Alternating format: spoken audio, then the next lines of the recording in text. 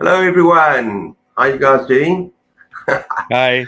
Welcome. We are live, and I've got the awesome Jason here from Jason's Weird Reads.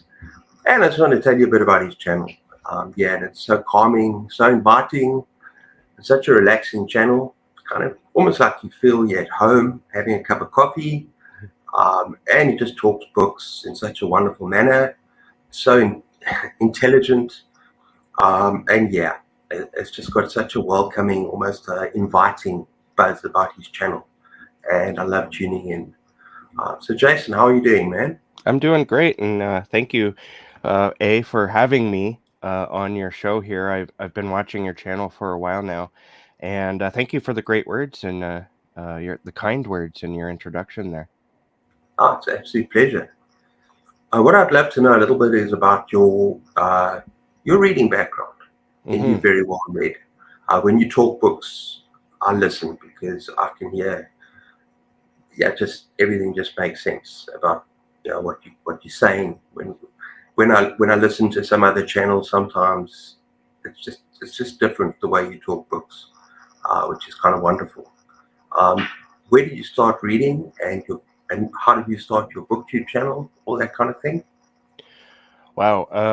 The reading. I started reading on my own when I was about 10 or 11 years old. My grandma had a heart attack, and she was in the hospital. It was her first big heart attack.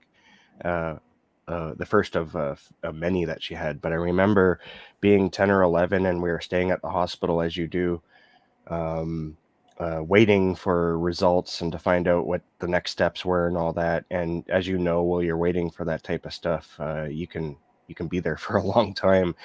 Yeah. And so I remember wandering the gift store uh, at the hospital, and there was these weird this book about the Vietnam War, which is Oh weird. wow. Yeah, it's weird that I would be drawn to that, but especially at 10 or 11. But that's the book I wanted to get, so I Yeah. bugged my mom. It's called Vietnam Ground Zero. It was a series of books, and so I bugged my mom, and she bought it for me, and I read it, and I found myself obsessed with like the Vietnam War, and so I read like everything that I could find in that series of books. Yeah. Yeah, And it's funny. Yeah, it's funny. I'm a little bit obsessed with World War II oh yeah, as well. Yeah, I've got these big, thick volumes. Not going to try and find them now, but they were a gift from my wife for my birthday because she knows how I feel about World War II. And yeah. it's like these newspaper clippings that were done in the 70s, Hmm. and they cover everything about World War II, from kind of bombings and this, kind of strategies, a bit of everything. Yeah. So it's really fascinating. Yeah, I found myself obsessed with World War II later on in life, yeah, but uh, when I was young, it was the Vietnam War, and there's like no reason for that. Like I was just a kid. But yeah. these were fiction books, and they were just fun. They were apparently written by Vietnam War veterans. Okay. Um, and it wasn't just one. The if anyone's interested, you can find them on Kindle now. The author is Eric Helm. Um, Okay. but um, that moved on. Like after I got bored with that. See, I wouldn't say after I got bored. After I read all I could from that series, I've always been drawn to horror books. But Yeah. when I was younger, I should preface this. When I was a kid, like below the age of 10 or 9, I was terrified of anything that was just weird or different. Yeah. For example, you know that the Incredible Hulk TV show with Bruce Lou Banner. yeah, I Yeah. that when that show came on, I would leave the room because if he started to turn green, I would that terrified me. Oh yeah. So once he And yet here you are, writing the most hectic horror yeah. and reading the most hectic books. But what is your first real horror book? Like, what books did you actually got you into horror? The first horror book I read wasn't a horror book, and I don't mean to Okay. say that to be to be weird. The first Yeah. horror book I remember reading was Swan Song by Robert McCammon. Wow. Oh wow. Is that how you And saw it? yeah, Wow. it's Okay. not it's not technically a horror book, but Robert McCammon used to write a lot of horror. He still kind of does, but That's a horror book. That's my favorite horror book. yeah. Well, I guess I would call it a horror book, but most people I Yeah. know is like, that's not a horror book, that's science fiction or whatever, right? But it's definitely got some horror in it, and I fell in love. That was the book that made me want to write Oh, myself, but it was also the book that made me go and read the rest of Robert R. McCammon, and I moved on from there to Dean Koontz and Stephen King, John Saul. This was like, I would say, early 90s, and it was like a yeah. love affair from then on. Yeah, because it's funny. I'm actually reading a Robert McCammon at the moment, and I actually bought it out here, and I'm kind of disappointed. Oh, really? And this is the first book I read by him where I'm actually thinking 3 stars out of 5. Oh. I'm not totally invested in it, and Mm-hmm. that is mine. Oh, mine, yeah. And I'm enjoying it, but the pacing is wrong. It's too much filler, and I would never say that about Boy's Life or Swan Song. Mm-hmm. But I'm finding that this is just not working for me, Yeah. which is sad because I've read about 4 of these books already. So yeah, what do you You think know, of mine? I am very similar in opinion on that. I read that book when it came out. I had the hardcover. Yeah, I got the hardcover when it came out. I forget what year it came out. It was like early 90s or something like that. And I was disappointed, honestly, because yeah. I came from Robert McCammon's like his Werewolf Spies and I want to read it. Yeah, yeah. Wolf's Hour. That's a good one. We'll It's start here. fun. It's fun, but also, is like Nazi Nazi zombies washing up on an American shore, and of course, he wrote some very unique horror fiction too, like Bethany Sin and Yeah, um, Stinger. Stinger was a huge favorite of mine. And of course Swan Song, which absolutely blew my mind. But then he comes out with mine, which involves violent hippies stealing children yeah, and stuff like that. And yeah, I'm just like, yeah. it was like over my head, I just No, I actually enjoy the premise. I'm enjoying the book, and I mean this violent hippie is freaking insane. yeah, I mean, absolutely. I'll give you that. she is very she's off her rocker, Yep. and the idea of snatching a child from the mother after it's born. I mean, like that's just. But I don't know. It just doesn't have the tension, and it's drawn out too much. I Yeah. don't know what it is about this book. It didn't work for me. Well, I'm still busy, so we'll see Yeah. how it goes. Yeah, I would say it's not his best, honestly, but it's still good. It's just compared to everything else I've read from him, it's not his best. yeah, Like yeah, I'm glad it wasn't my first Robert McCammon because I probably wouldn't have continued reading him, and that would have yeah. been a shame. That's what kind of happens. Eh? Yeah, Okay, before we talk about the podcasts, can we say hello to a few people? sure. Yeah. Uh, okay, let's go from the beginning. How's it, William? Hey, Hello. William. Hey. And then it's my wife, Jason. Oh, hi, Anita. I hope you feel better soon. my biggest fan. Oh yeah, so William. And then there is hello, Bad. Hi, Bad. Hey, Bad. You doing? Okay. Okay. And William. Sorry, I'm skipping through them. I actually have a World War II idea for a book, but I probably wouldn't write it as it might be in bad taste. You know what? Yeah, I'd say write it anyway because you don't know yeah. until it's on the page. We're going to get to your writing soon because I'm going to learn from you because I want to write a book one day. Oh, well, you should. Yeah, Everyone who wants to write a book definitely should. yeah. Hey, all. Hello, Michael. How you doing, man? Hi, Michael. He's got an awesome channel. Check him out. Yeah, I've been watching his videos. Yeah. Uh, Michael. Anita. Okay, that's where we are so far. I'm just hoping more pitch up, guys.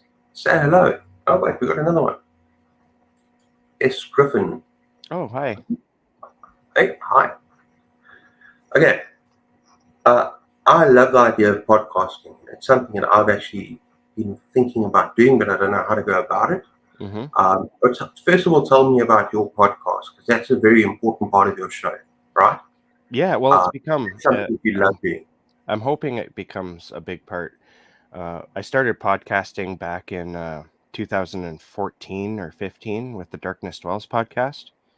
And the concept behind that podcast was to talk to authors. And me and my co host, we would talk to the author in one episode, and then we would discuss a movie in the second half of the podcast.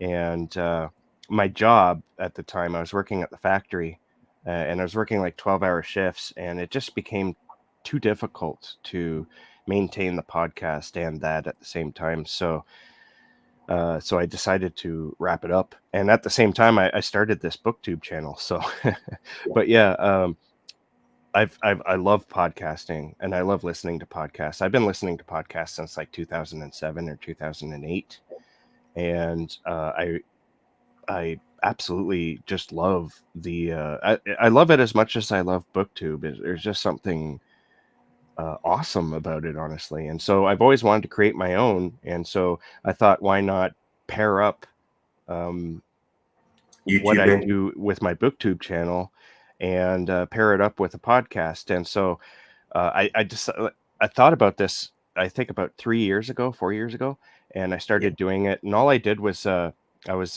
just uploading my author interviews to the podcast. But I was like, there's got to be something else. There's got to be some content that's podcast exclusive, just like there's a lot of content on my channel that's YouTube exclusive. yeah, So that they're kind of two separate entities instead of one just yeah, mirroring the other.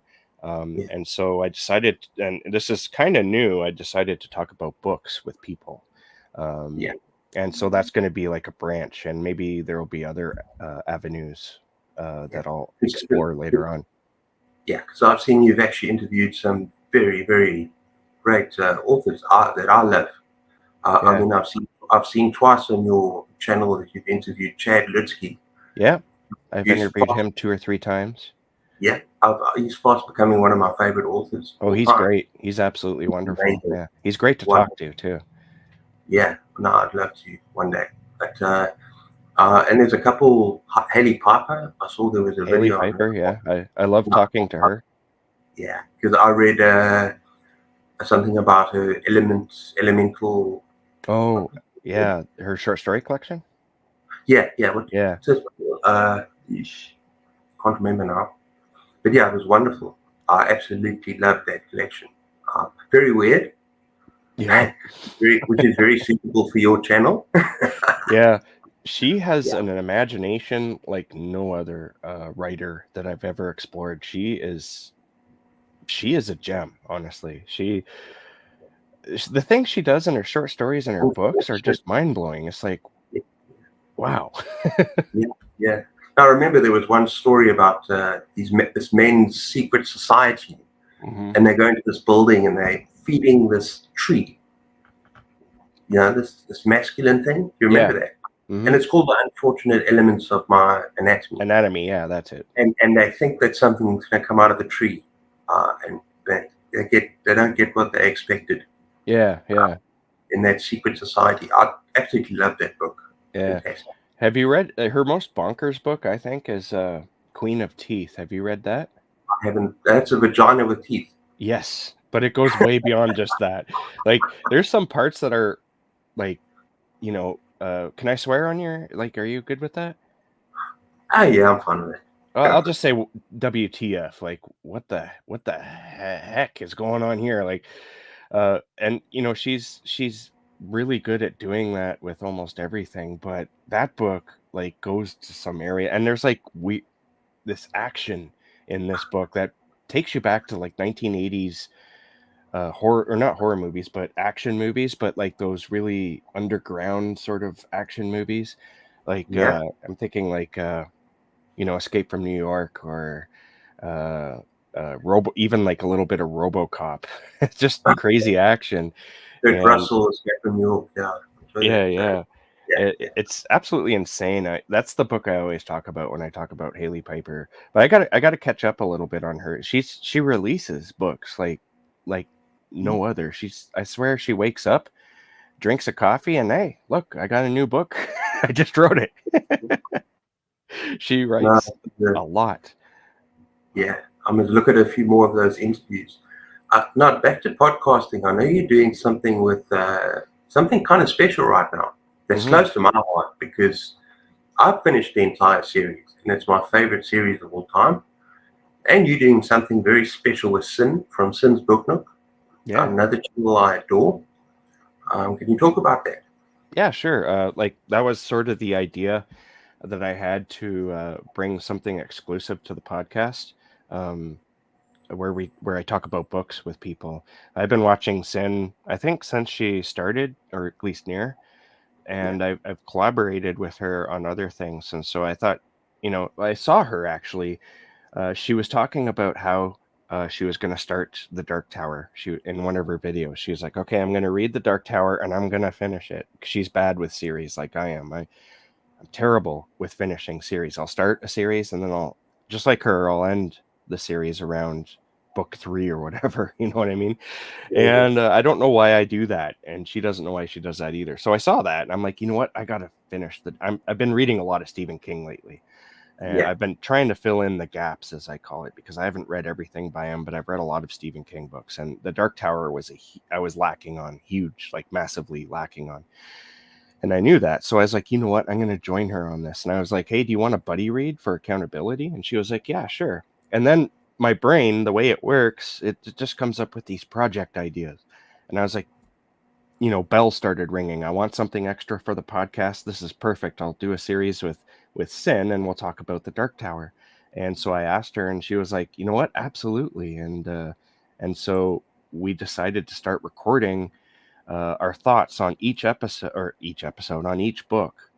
So far, it's only one episode per book, but the future books get quite long. Like we're on book 4 right now, Wizard and okay. Glass, and that book is it's massive. It's like 900 pages. So I don't know if we can fit the I discussion. know. I've read all of them, so I know that Yeah, it's a yeah. long series. Yeah, yeah, And this is where I have like a weird story too, because I read this series, not the whole thing. I thought I only read 3 books, and I had read up to Wizard and Glass, and yeah, somehow I missed the third book, The Wastelands. I when I yeah. in the not the 90s, the 2000s, early 2000s, when I read through these books, and I don't know how I missed that. It's like, what was I what was I doing? Like, how did I miss a book in a series? I'm confused. The only thing I can think of is that I was borrowing them from because I was borrowing them from the library, so it's possible they didn't have it, the Wastelands, and so I was like, all right, you know what? I'll just skip to the next book. That And you skipped my favorite one out of the whole lot there. Yeah. Well, we just we just recorded that episode. It was either last weekend or the weekend before, and that book is a hoot. It's absolutely wonderful. I love it. The Wastelands, so far my favorite of the series. Yeah, yeah. Oh no, I love it. It's my favorite. And without giving away any spoilers, it's where the quartet come together properly, right? Yep. That's Yeah. where it's named the cut. That's where you're introduced even to the idea of Katet. And it's almost that they put aside differences. We're not going to spoil anything, Yeah. but they actually come together as a group. Yeah. And I love that book. And Lane the Pain was my, I Blame love the that pain, yeah. book. Choo choo. Exactly. Yeah. Can I just say hello to someone here quickly? Sure. And we got a thing going here. Don't be too freaked out, Jason. Yo, yo, yo. She likes me to do that every single time for some very strange reason. Yo yo yo. Yo, yo, yo. Hi, Alicia. Hi, Yeah, Alicia. yeah. Okay. What I want to know what's the history of the yo yo yo? No, I don't know. It just came up. Maybe in one of my videos, I just started doing something like that. She wanted to see more of it. Okay. I have another question in regards to the Dark Tower series, because I hear a lot of mixed reviews about the whole thing as a whole. I Yeah, want to know, uh, got to be in careful terms with of spoilers. quality, I guess, what, like, without spoilers, of course, but Yeah, the rest of the series beyond book 4, the last 3 books, because he wrote those pretty much back to back after his yeah, accident. after his accident. Yeah, Yeah, and so he just finished them off. A lot of people hate the final books, no, but no. there's a lot of people who love them too. I love. So I'm in the latter category. I love them. that's good to know. Um, I'm sure I'm gonna like it, but you see, a lot of people they look for specific things. Stephen King goes his own way when he writes. mhm, Right? You agree with me? He kind of takes his own direction, and he does get kind of creative. Let's put it mhm. that way. In Yeah, the last few books, because one thing he does do, and actually I'm not going to say what it is, but he does take liberties and he does do things with himself in the books, okay. and he gets kind of creative about the way he puts books together. Mhm. But it's still the same storytelling genius, and I just went along for the ride. I loved it, loved every moment of it. I Very loved cool. every book in the series. Yeah. If you're going to read it with a more critical lens, um, and you're actually looking for things to criticize, then you might not enjoy it as much. Yeah. But if you put aside all that, a little bit of suspension of disbelief, and then you go along for the ride, and it's fun. And I think you're capable of doing that because you like weird stuff. Yeah. And this And series is definitely weird. yeah, and we're in book 5, 6, and 7. It gets weirder. Oh, really?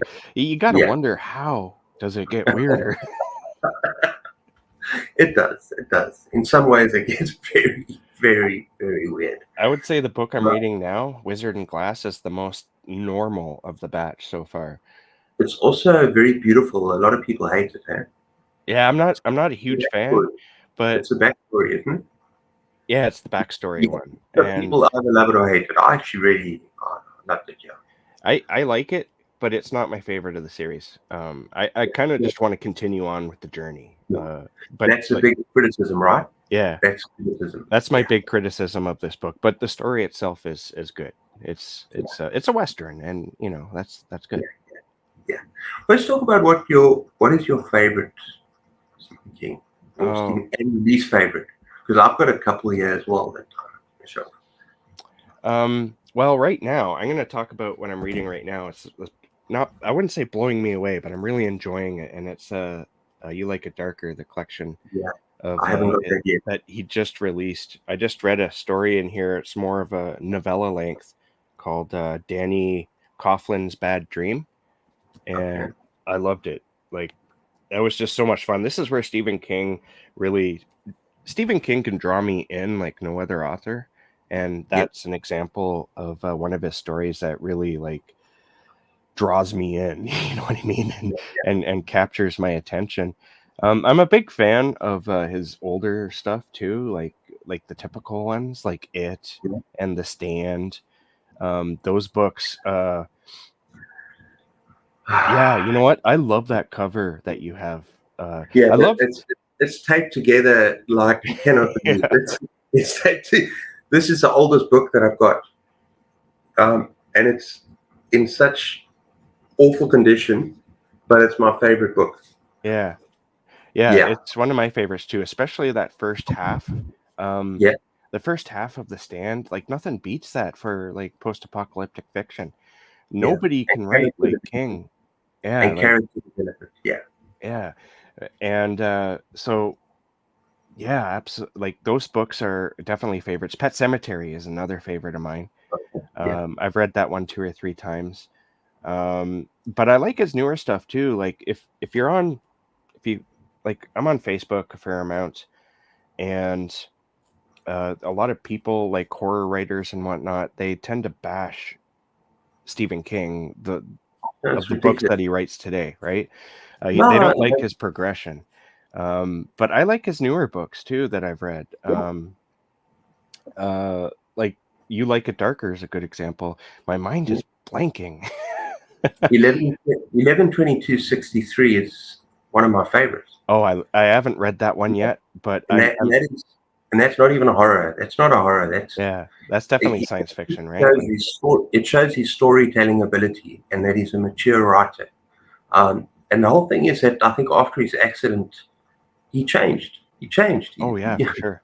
Before his accident and in the 70s, 80s, when he was taking so many drugs and Yeah, alcohol, and he wrote a specific, he was angry young man, right? yeah, And the words on the paper reflected that. yeah.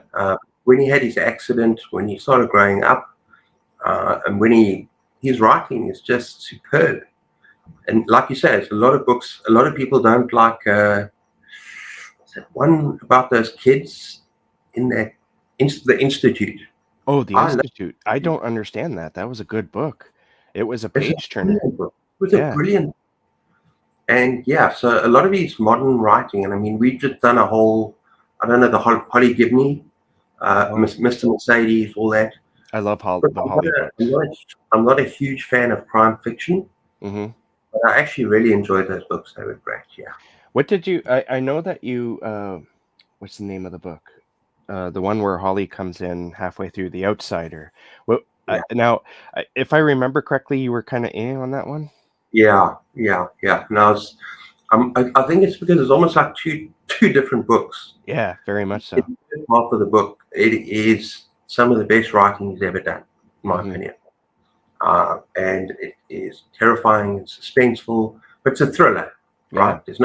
There's nothing supernatural about it. Oh, but there is And then, kinda like well, the kind of, yeah, but it only hints at it. yeah, What's what the thrilling part is? It's this man that is being held, and he's in two places at once, but yeah, it's and he's being held against his will, and in such a way that everything about him is ruined.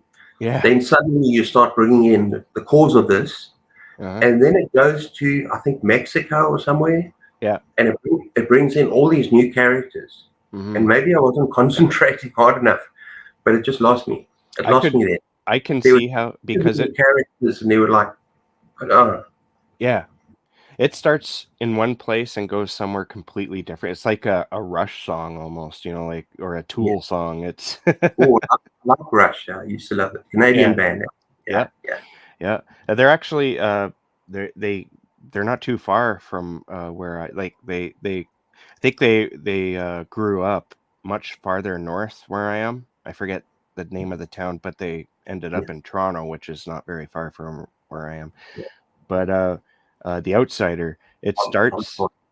yeah, Okay, let's get back on task here. yeah. Yeah, The Outsider starts in one place and ends somewhere completely different, but it starts very small, like very small scope of yeah, like police interviews, and I almost gave it up at that point because it's like goes on for quite a while of just police interviews. I'm like, I don't want to read police interviews, but then yeah, it kind of spans out a bit, and we get to know the cop, one of the main cops, right? And yeah, one of the criticisms of this book is that Stephen King focus he's a character builder. Like you read yeah, Stephen King for the characters, right?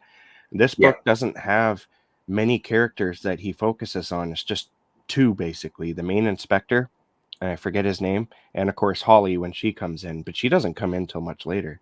yeah. But I actually disagree with you. That's the problem. Hmm. That he focuses on those characters, but then in the second half of the book, he brings in all these other peripheral characters into the story. Yeah. I don't have a clue who they are, what they're doing there. Yeah, you're right. And they spend more time talking about what they're going to do with this monster or with whatever it is Yeah. than actually doing anything. And I love Holly. I thought she was great. Yeah. Uh, but but there's too many periphery characters. There's too Yeah. much other detail. He tries to do too much with the book, in my Yeah. opinion. Oh, I know what you mean. Like there's a part of that book I felt was brilliant Yeah, from the very beginning to about the halfway mark. yeah, When you're following the investigator and the guy who's been victimized by the well, I wouldn't say the guy who's I just kind of spoiled it accidentally, um, but the guy who's charged for the murder. Uh, yeah, those two you follow quite extensively, and that story fascinated me. And then once it breaks off to that, and like you said, when you're introduced to all the other characters, it loses its intensity. Yeah. and it loses that oh my god, what's going on feeling that Yeah. I absolutely loved about the first half.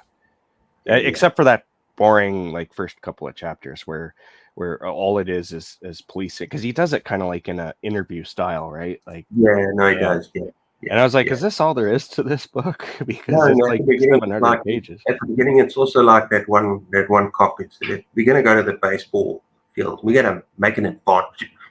We're going to make an example of this man." Yeah, Which they're so sure that they don't even follow police procedural. That's yeah, part of the problem. They go there in yeah, public during a baseball game yeah. and take advantage of this guy. Which is a bad look for the person. Like, whatever happened to innocent until Yeah, proven guilty? Because that's a exactly. theme that Stephen King will run with, and actually, it's a huge theme in Danny Coughlin's Bad Dream that I just mentioned. Yeah, It's the idea that just because you've been accused of something, doesn't mean suddenly you. everyone turns against you, and Yeah, without a shred of evidence or truth. You could be as clean as a whistle, and yeah, but as soon as the cops start talking to you and the newspapers start reporting that you're a suspect, your life is over. It doesn't you matter screwed. how innocent you are. You screwed. Yeah, You you're screwed. screwed. Yeah, yeah. Yeah. Okay, should we just follow the comments quickly? There's actually quite a few of them. I think they're just chatting to each other, Jason. I think they're just saying hello. Okay, should better explain herself. Okay, I don't know what this is about. Oh, that It's a might have been mystery. the yo thing. Yeah, maybe it's a mystery. It's a mystery. Well, I love mysteries, so that's good. That's my wife telling her to explain. Hi, my friend Anita. Wishing you a wonderful weekend. Okay, we're missing a few people, but maybe it was Saturday night, but that's okay. Do it again another time, Sunday nights. I have a copy of Black House, but I'm reluctant to read it as it's so closely tied to the Dark Tower that I might need to read the Tower books You know, to put things in context. I think it's the other way around, actually. on that, I read the Black House and what was the first book? Because that's a Talisman. duology. Yeah, Talisman. I read both those books without having read any of the Dark Tower books, and Fine. yeah, you don't need to. It in fact, it might be more fun to read those books and then read the Dark Tower, because Yeah, you'll see how everything's tied up. yeah. And also, William, it's better to read Talisman first if you haven't read Talisman, Yeah, because it's a those. Peter Straub, Stephen King combo, Yeah, and it's the Talisman, then the Black House. Yeah. Okay. they are a duology. Yeah, they work together. Thank you. Yeah. I'd love to know how you feel about that, William. That's in my top 20, just outside my top 10. I have a feeling I'm gonna love that book, and I don't know why I keep putting it off. Maybe because I'm saving it for when I know, for that time when I need a book that I absolutely love. But it's one of those books, don't go in there expecting horror. No, I know that. Yeah, it's Go in a there, time travel story, right? And time travel, adventure, and there's a love story in there. yeah, And it's beautiful. Yeah. It's Randy, my friend. Thank you. HBO series of The Outsider was great. I haven't actually seen that yet. I watched the first 4 episodes of that, and the first 2 episodes were brilliant. How they adapted it's almost like watching the novel itself. But then after that, they kind of branched off a little bit, and I was a little disappointed in that. But it's still good. Yeah, it's very good. Yeah, yeah. Have you read Holly? Holly? Yes, Yeah. I love that. What? Yeah, I loved it too. It's And that so fun. the nastiest octogenarian serial killers I've ever met in my life. I like to call them geriatric cannibals, because that's just fun. Octogenarians. And it's not a spoiler. You learn this pretty much in the first chapter, Yeah, I think. And you do. Yeah. and Well, he I was wants. worried once said it was a spoiler, but come on, everyone should know that now that they Yeah. eat. Yeah. But it's fun to learn why they do it They and are how they do it. I creepy. mean, it's very much a how-to, like, not a how-to book. That sounds bad, but it's how they do it and how they get Yeah. caught, rather than being a mystery. Yeah. But just when they walking around like normal elderly people, and he's having a snack. And I don't know what they're snacking on. it's a piece of the last victim's fat or something rolled up. It's good for health. Yeah. So instead of having like a gumdrop, they have like a rolled up piece of fat or something. Yeah, don't accept treats from these people because you're not going to be happy when you learn what they're up to. Yeah. Okay. HBO series, great. So enjoyed the HBO series. Do you have a favorite author, Jason? Sorry if you already said it, I missed it. Oh, yeah. Well, I'd say Stephen King right now is definitely like at the very top of my favorite authors. But I have some other favorite authors. But like, man, have I been reading a lot of Stephen King? But yeah, like John Padgett, we'll probably talk about him in a bit. But he writes weird fiction, and he doesn't write very often though because he's always tied up in he has his own press, but he has a collection that absolutely knocked my socks off. Thomas Ligotti. Oh, I like Thomas Ligotti. Dreamer, something. Oh yeah, What's it? yeah. Dreamer? It's Yeah. I thought I grabbed it off the shelf, but I guess I didn't. Oh, Grimscribe and Grimscribe, yeah. I've got that book. I should grab this book while I'm thinking of it. Cheers, everyone. Yeah. This is like Grimscribe here, but he has another book. I have that collection too. Yeah, and there's something Dreamer, Dead Dreamer. Songs of a Dead Dreamer. Songs of a Dead Dreamer, yeah. There's a story that he wrote in that. There's a story he wrote in that so freaking weird. I don't know if you know the guy that follows clown festivals. Oh yeah. Yeah, that story is weird. You find that festival and then I love that story. Yeah. And he gets caught up in this whole thing and let's not go there, but spoiler territory. But that whole collection is just like, what is going on here? Because every story is, first of all, very grim. Like, I have to be in the mood, first of all, to read. I can't, if I'm in a low mood or a depressed mood, I can't really read Thomas Ligotti. But if I'm in like feeling really good, then it's an okay time for me to read him because he's not a happy person. No, he's not. No, he's not a happy person at all, and it shows in his work. That clown story gets kind of dark at the end. Yeah. But I'm also a big fan of Haley Piper and Laurel Hightower. There's so many writers I could say are my favorite, but to name number one, it would have to be Stephen King because nobody can do what he can do, and that's no dirt on any other writer. It's just there's just something about him that's I don't know. It's hard to explain, but he can draw you, at least me, he can draw me in like nobody else. Yeah, I agree with you. I'm exactly the same. Yeah. But I actually wanted to ask you, were there any Stephen King books that you've read that have disappointed you in some way, that have let you down? That's hard for me because I can't think of one that I've hated. I don't think I've ever hated a Stephen King book. Okay, there is one that I don't like, and that's Desperation. Okay. Desperation is like, I know there's a lot of people who love that book, but it just didn't gel with me. I think I got to reread it. Maybe I'll like it this time around, but it was just, I liked the first, I guess, third of it, and then like all the characters that were involved in that part disappear, and especially the bad guy, like the big bad guy, or at least who I thought was going to be the bad guy. And I think that's what turned me off, is I thought he was going to be in the book throughout. But you know who I'm talking about? I haven't read that one. Cop. Oh, you haven't read? Have you read Desperation? I'm going to read it in the next couple of months. Oh, okay. Well, I'll be really interested to see what you think of this book, because a lot of people love it, but there's got to be other people who don't. That's the only Stephen King book, though, that I've read that I'm just like, yeah, no. There's only one that I've read, and it's not A lot of people say Dreamcatcher, and they say, what's that other one? That science fiction one.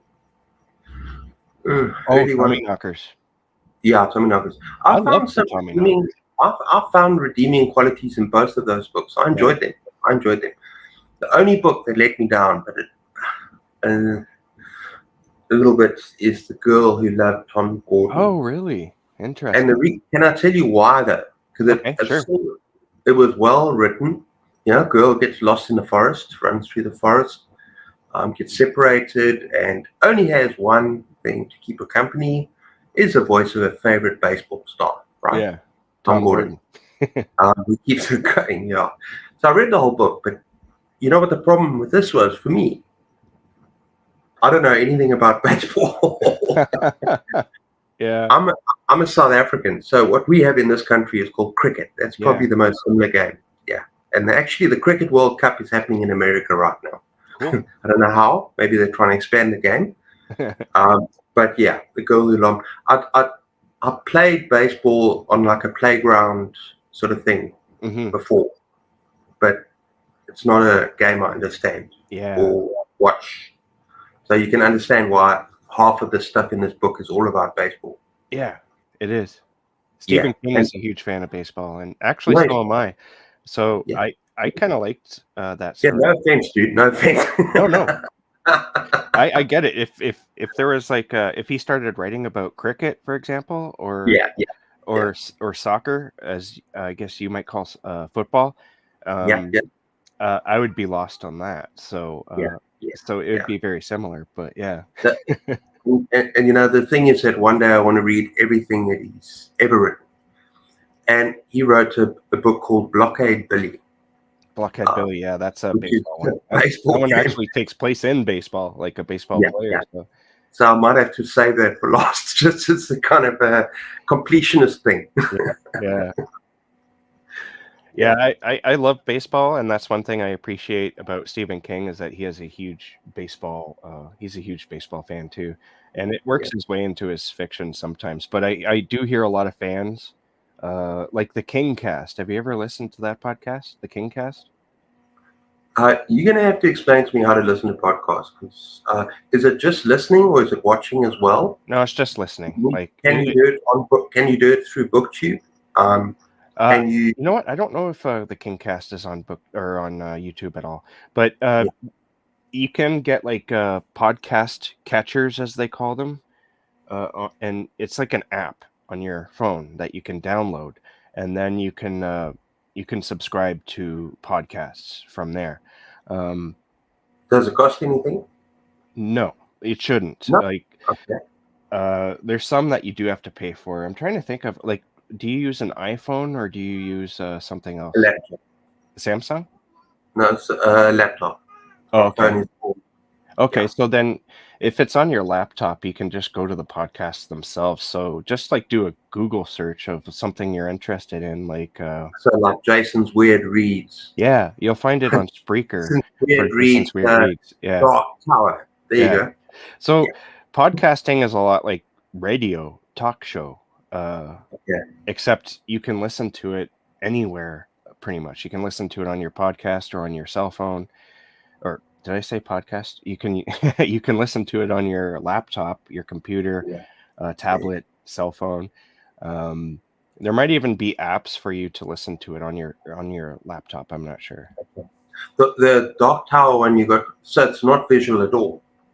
No, it's Because just talking. It's just two I've heard voices. that now. I've heard that it's becoming visual as well. Oh, there is some, yeah. I did some research. And I've discovered that kind of YouTube is starting to introduce it as well, Hmm. almost like we're doing now. But Yeah. yeah, I don't think that'll really go anywhere.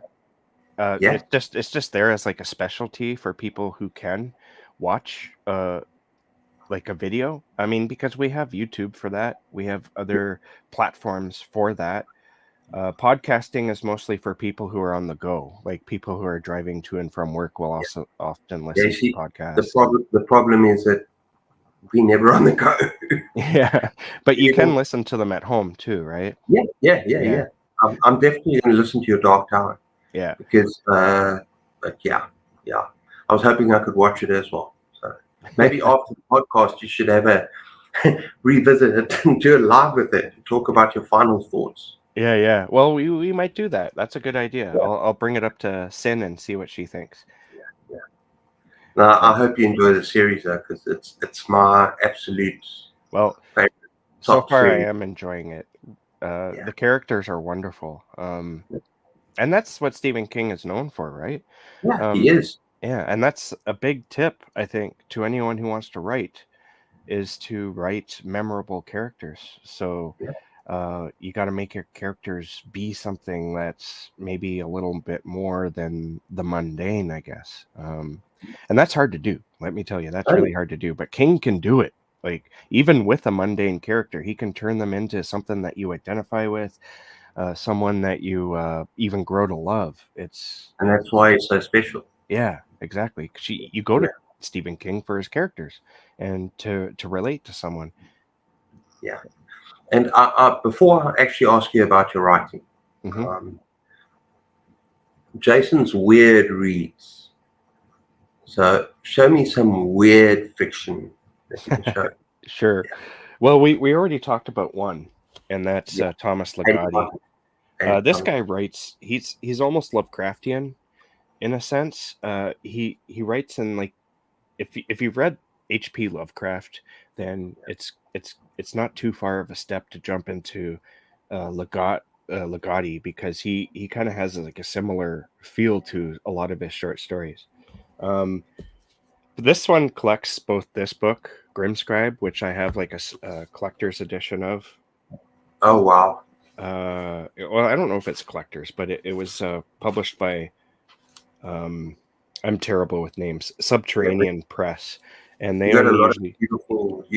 beautiful books in your It, collection. I've well, seen. yeah, it's my book collection is such a mess.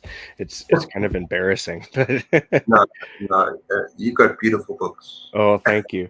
Yeah, But it also collects Songs of a Dead Dreamer in here, yeah. and that's really cool. But one of my favorites, and the sad thing is, this book blew me away by Thomas Ligotti. When this is my first read of Thomas Ligotti too, and I got to reread it because I don't remember a damn story. I don't remember it. All I remember is that I loved them, and that's Teatro Grotesco. This Oh book wow, is just, from what I remember, is just crazy, and the glare is awful. But Teatro. Grotesco. Okay, you're gonna have to when everyone signs up when we finish this live.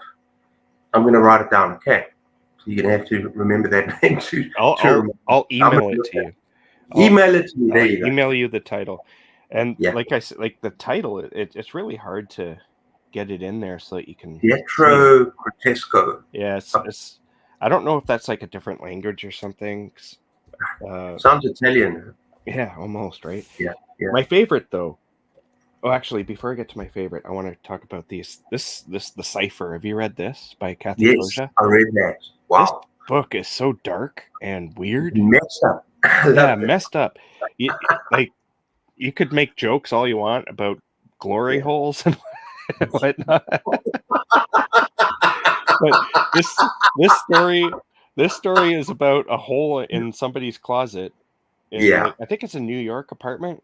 I'm not too sure yeah, where it takes place, but this hole just suddenly appears, but it doesn't lead to anywhere, and they like start yeah. putting things into the hole, and when they pull them back out, they're different. And this hole suddenly becomes like an obsession between Yeah. these two And people. kind of interesting is that glory hole.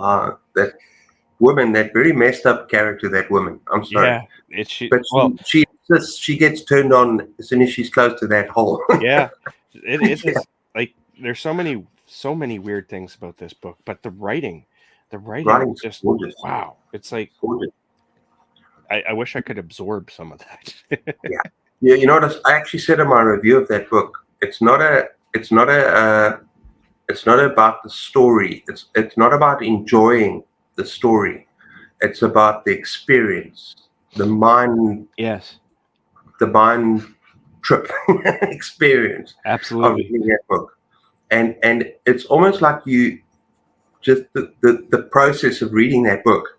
It's like you can't look away Yeah. because of the writing, it's like being near that glory hole, that Yeah, fun hole. the fun That's hole. Yeah, it's almost like an analogy of reading the book because you can't look away. You just got to yeah. keep. Yeah, You know what? Now that you say that, I never thought of this until you said that. But I think that that's part of the point of the book is to pull us in with our natural curiosity, but also the way we tend to gossip about things, right? yeah, Because if you see people doing something that's kind of unspeakable like this, you you can't look away from it, even though you know you should. And that's what the draw yeah, in of this book yeah. is, because you're seeing people doing something that's kind of questionable in very many different ways, and you can't look away. You just and it's pulling to that part of our human instinct to pay attention because this might affect you in some way. Yeah. But I mean, if you think about weird horror and horror in general, it's like an attraction that you can't drag your eyes away, even though you should. Yeah, Yeah, it, it's like you shouldn't really be watching what you.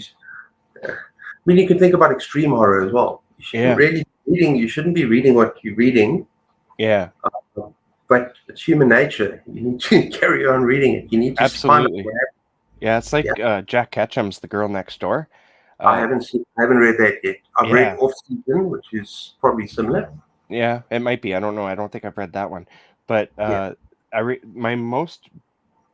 the whole thing. It's important to say that because I didn't want to read the whole thing of The Girl Next Door. There was just this feeling like you shouldn't be reading this. There's something yeah. inherently wrong and soul sick in this book, and yet you can't stop reading it. It's as it escalates, the more you're like, I shouldn't be reading this. I should put it down. I heard, I haven't read the book, but I heard something quite interesting. Hmm. That it's told from the perspective of a boy watching what's happening. Yep.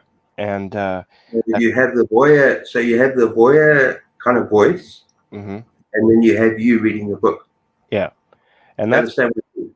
that's part of the screwed upness of it, Yes, because it's like a loss of innocence type of book, right? yeah, Where this character could have reported what was going on, but didn't. Not to spoil anything, because I'm not going to yeah, take it to where it goes, but it goes yeah, some really like extremely dark places. I think there's maybe some books that are topping it now because splatterpunk has become like a huge thing in the last few years, and but those books tend to be more I don't know what you'd call it, but they're like disgusting for disgusting sake, and I'm not dissing that. There's nothing wrong with that, especially if you enjoy reading it, if you enjoy writing it, there's nothing wrong with that. But it's not necessarily my cup of tea. But Jack Ketchum, he uh he wanted to make a point with this book. There's like an observation of uh yeah. human, what we're like At the lowest of at our what, lowest. And yeah, it's like that that saying, have no regrets, is it there's nothing I don't think there's anybody in the world that doesn't have at least one regret somewhere, and some regrets go way deeper than yeah. than others. Like some regrets are very dark, and I think that's what that book is kind of about. But when I spoke about splatterpunk, I remember sending you an email, um, and I was worried that you might think that I was referring to you as a splatterpunk author, Oh but I no, wasn't. not No, at no, all. but I wasn't. I was saying because we were talking about your short story. We're going to Hmm. go there just now. Um, we were talking about your short story, and I said something like, I don't know, like some splatterpunk authors go very Hmm. far, but you're not one of them. You, like, for instance, the first story that I read in your collection is freaking terrifying. It's Yeah, dark, it's freaking terrifying, but it's not splatterpunk. yeah. Well, So I hope you didn't. I was just oh hoping that no, you didn't I, think that I was calling you a splatterpunk. You're not. no, no. You If even if you did, I wouldn't mind. That's your interpretation, and that's know, completely valid, because my work tends to go into, I wouldn't say my yeah, work is splatterpunk, but it can go to splatterpunk territory. I think I go in and then I come back out. yeah. I'm like, here's the gross stuff, and then I come back out and I'm like, all right, let's be maybe I'm not sorry. Now normal, I'm but thinking about In and Out. I'm thinking about your glory hole comments again. I'm yeah, sorry. yeah. Yeah. Okay. So yeah, like I guess there's writers out there who get offended, and I used to be kind of one of them. It's just like if you're full of emotions, it's hard to avoid if somebody says your book sucks, or if they're like this. I had one review, for example, and I'm not crapping on this review, but they said they were going to, for Isolation, that my collection of short stories, I have it here. They said they were going to report this book to Amazon and to the police because of where this book goes in some places. And And let's talk about that because I don't think. Oh, well, this book they was need, they need to they need to read other Splatterpunk stories that I've read. They yeah. need to read a story called "No One Writes for Free." Yeah, that I haven't And read you that, but I've heard things. and that that is sick, man. That is Yeah, just sick. And honestly, there's nothing wrong with your story. I don't know. I don't know what that. Yeah, like you said, you can't take it to heart. yeah. Well, So, this book came out before Splatterpunk became like a huge thing. yeah. And so it might have Wow. shocked that author or that reader. And I don't know if they were like a horror fan necessarily, because one thing that horror does that a lot of other genres don't is it discusses topics that are normally considered taboo for whatever reason, like the taboo of mental illness or the taboo of sexual abuse. Yeah. There, that's one thing I love about horror is it's not afraid to look at those topics, Yeah. and not just those two topics, but like anything that we tend to as a society look away from because it's too scary to look at dead on. Horror will look at it, and sometimes with a magnifying glass. And Yeah. so when somebody picks up a book that has sensitive topics in it, like this, or anything else really that's horror, um, you might catch somebody who's had a bad experience, and it's going to trigger some terrible emotions that maybe instead of hiding from those emotions, maybe they should uh, Them look up into there. them a bit more Yeah. and see why they're uncomfortable about it. Because I think there's this common thread in communities that where people say that people who write and read horror are generally the nicest people. And there's a reason for that. I think it's because we're not afraid to look into the darkness and see what's there. Yeah. And Yeah. so because we do that, we tend to work out things in our minds and things Yeah. that's happened to us. And we're, I guess I wouldn't say better equipped, but we're more able to make peace with certain things. Uh, Yeah. Not necessarily things that happened in the past. Some people can make peace with it, but some people are at least aware that that they have those bad feelings and they can sit with those bad feelings. Where a lot of other people, it's like, oh, that's a bad feeling. I got to run away. You know what I mean? Yeah. Yeah. Yeah. It's a little bit like Clive Barker. Yeah, Clive Barker. Your idea of saying like bringing the monsters up Yeah, and then showing them in the light for what they really are. yeah. Bring them out Um, into the bring sunlight them and watch out them there, steam. bring them in, and watch them and see what they actually are. Yeah. Then it's easier to cope with them. It's easier to deal with them. And the funny thing about horror writers is they just do it naturally. You know, it's like it's not like we're okay.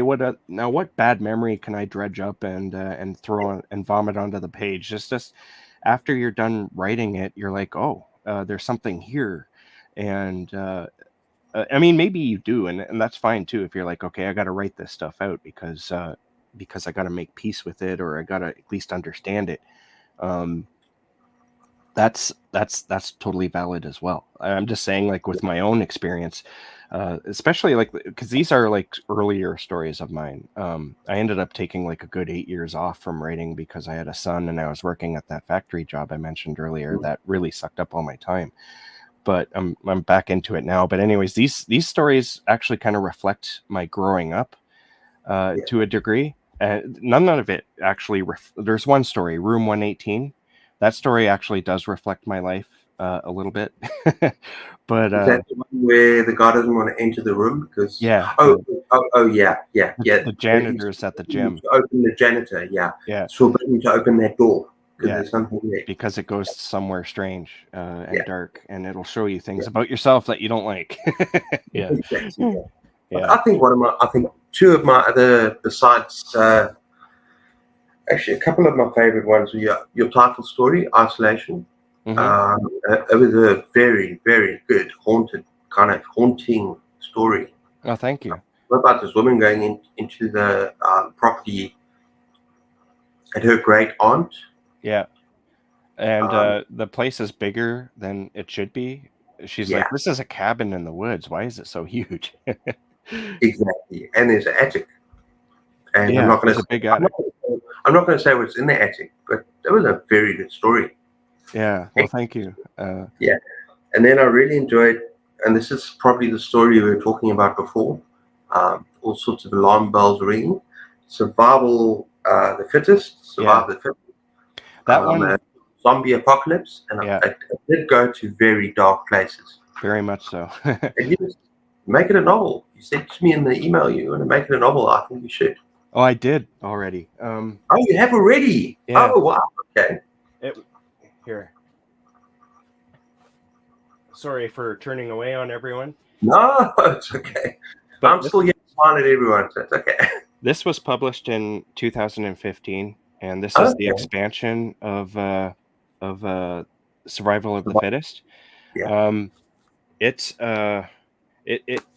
it went out of print like within a year or two because the people who published it, their company Media Bitch, they decided to call it quits. But this book is definitely like the expansion of that, and I'm thinking of putting it out again, but I'm afraid of. Yeah. I Oh, don't so know. that's what we talked about on email. Yeah, we Yeah, spoke. No. I'm a Yeah. little afraid of it because I don't know if I handled certain situations properly or not. I think I would need some sensitive readers before I put it out again, because I just don't want to insult. I hope that I bring something to the table. The idea behind those stories, Survival of the Fittest and The Haunted Country, was to take the two weakest people you can think of, and that is a person who's severely on the autism spectrum, along with cerebral palsy. Um, Yeah. and like, so this person is wheelchair bound, and a kid of like, I forget how old he is. I think he's like 16.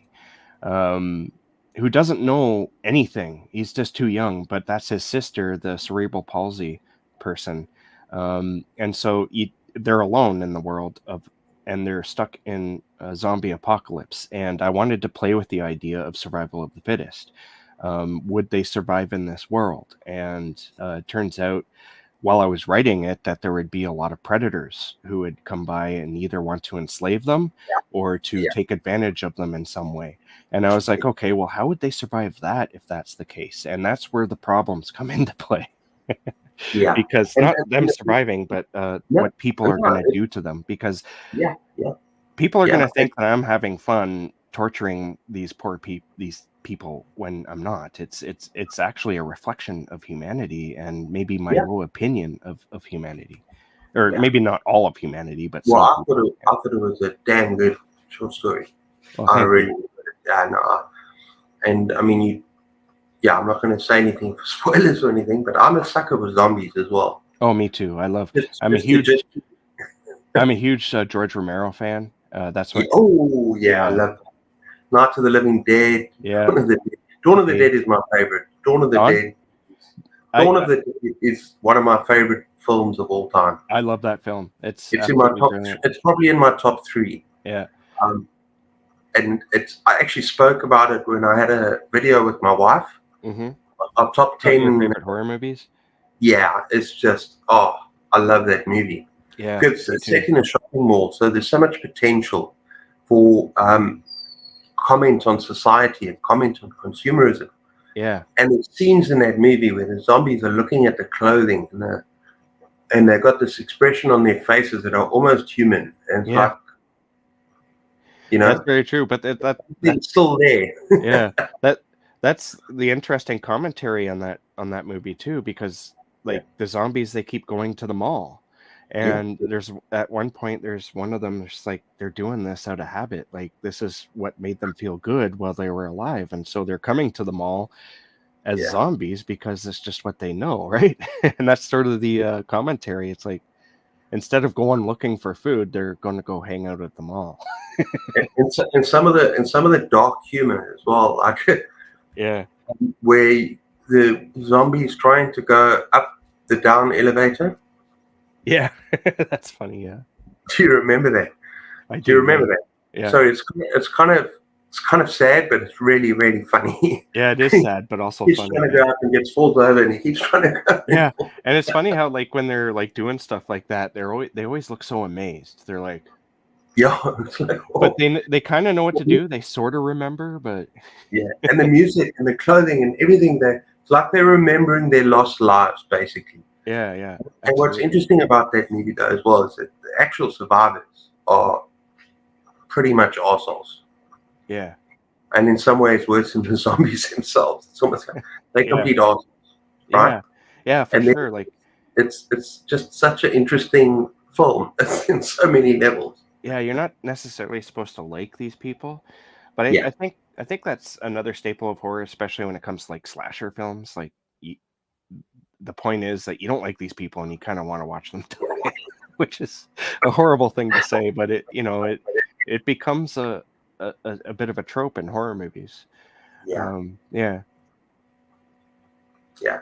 And in books, like we go back to Stephen King, it's all about characters that you like. yeah. Well, I suppose you love or hate, but he's Well, just brilliant with characters. Yeah, yeah, but he's really good at making you hate characters too. Like there's some yeah, memorable, really hateful love or characters. hate. Yeah, yeah, Yeah, like I can't get the guy who runs for president in the Dead Zone out of my head. It's been like 20 years since I read that book, but I I remember can't. I the one remember thing he enjoying did in that that book. book. Yeah, Yeah, I it remember sticks in my enjoying the memory. book, but I can't remember that book. I remember really enjoying it when I Uh-huh. was a teen, when I read it as a teen. But it's one of those books where it's gone Yeah, over my head. Yeah, but do you remember what the guy who is gonna run for president, what he did to that dog? That I can't get out of my head, man. That's like I awful, can't. awful stuff. Stephen King will. Some people say it's a cheap shot, but Yeah, he'll show you good character or not good character, bad guys. They'll do terrible things in order to show yeah, you that they're the bad guy. But it sticks. It's there's people like that in the world too, right? So yeah. No, exactly. And I think Robert Cameron's the same. Um, hmm if I can compare a author with Stephen King who does characters as well, Robert Cameron. yeah, for And sure. even in this book, that's not my favorite right now, mine. They are this the first chapter. The first chapter, until you know better. I'm not going to say anything more. I don't want to spoil anything. Kicks you in the guts Hmm when you meet the Yeah. villainess, and you you meet the 60s, 70s radical kind of ex-terrorist and the baby, hmm right? The way she Yeah. treats the baby. Well, at that time, yeah, the baby. Yeah. And it's just a kick in the guts. It's Yeah. absolutely appalling and terrifying. And but then you read on, yeah, she's an awful villain. But I've not read a book of his that I've enjoyed as much as Swan Song and Boy's Life. Yeah. Those are the Swan. two. Those are the only two. Boy's Life and Swan Song have Those blown me two away. those two Yeah, books are great, but Swan Song was like it for me. Like yeah. that book, I want to reread it soon because Me too. Me too. I've read it 3 or 4 times, but it's been about 20 years since I've read it last, and Yeah, I need to. I'm a little afraid though because it's been so long. I don't know if I'm going to be like, oh, this is awful. It might ruin that part of my childhood yeah. that I have such fond memories of. Because I have reread books that kind of uh, I, I I didn't like as much as the first time around. You know what I mean? And it just kind of ruins it a bit. Yeah. Before we talk about your new book, because I want to talk about that. So I watched that video with flash fiction and poetry. Hmm I'm interested in that as well. Can we just check on some stuff here? Yeah, absolutely. Okay, so my wife says, okay, now let's talk about collaborations quickly because when you mix an author with another author and they write a book together, the voice changes. Do you agree? Yeah, I've seen it. Yeah. I love Chad Lutsky. I've given 5 stars to almost all his books. Mm-hmm. Um, and yet he wrote a book with another author that I haven't read yet, and there's nothing bad about the other author. I've Mm-hmm. actually liked to write his books, but he wrote a book with another author, Wormwood. Oh, Wormwood. yeah, I have that book, And but I haven't read it yet. I enjoyed it, but wasn't nearly of the same quality as when he was writing on his own. Yeah. So my wife says, I didn't like Sleeping Beauty. It didn't have the same quality. She says, I don't know, I didn't finish it. She DNF Sleeping. And that's where he writes it with Owen King. Yeah. Owen King, yeah, his Yeah. son. I haven't read that one either. It's one I want to read because I want to see. I want to see not only the story. The story sounds interesting to me, but I want to see what it's like to read a book like that with Stephen King writing with Owen King. I just want to see what the style is like and everything. Yeah. Yeah. And I mean, when he wrote with Peter Straub, it worked for me. The Talisman and right?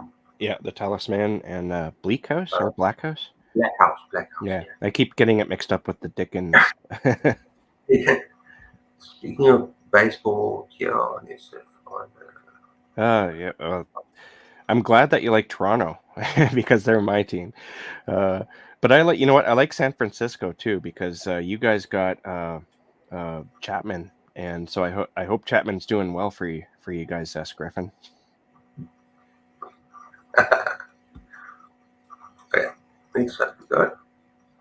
I saw part of the movie, The Girl Next Door, was very unsettling. You're very right in saying, you know, you need to look away, but can't. Afterwards, it's like, I wish I could unsee that. Yeah, I didn't bother with the movie. I was like, once I finished the book, I was like, okay, I don't need to visit this anymore. And then the movie came out, and I was like, should I watch it? And I was like, yeah, I don't have to. You know, there's only one thing in my entire life that I regret looking at and wish that I could unsee. Mm-hmm. It's when I was a teen or late teen and mates on the internet sites, let's look at this most disturbing stuff. Have a look at. Yeah. And there was this film online about decapitation, you know, like the thing, beheading. Yeah. And it was live beheading. I thought, what the hell am I looking at? Why am I watching this? Yeah. And I couldn't look away. And I think that's the only thing in my entire life. I didn't want to carry on about because it's not about this video horror everything, but it is horrifying. But why did I want to watch? Why did I want to watch that?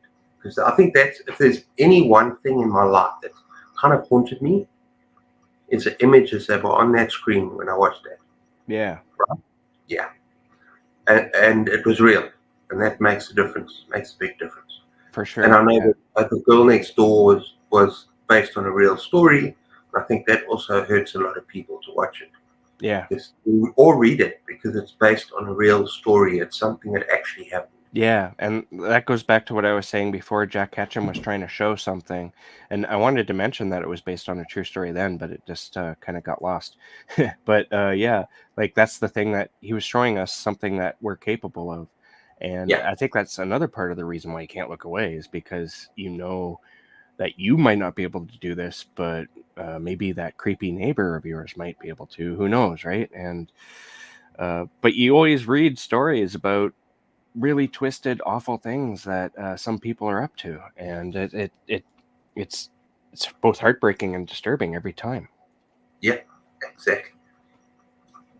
Okay, let's go on. Sorry, I shouldn't really have shared that, but well, doesn't matter. Okay. From what I've Sean Hudson's book Compulsion, which is almost elements of extreme horror in it. Yeah, Sean Hudson is quite a hectic author, but I've only read one book by him, and that's Slugs. I've read And one book of his. I enjoyed that. I had fun with that. Yeah.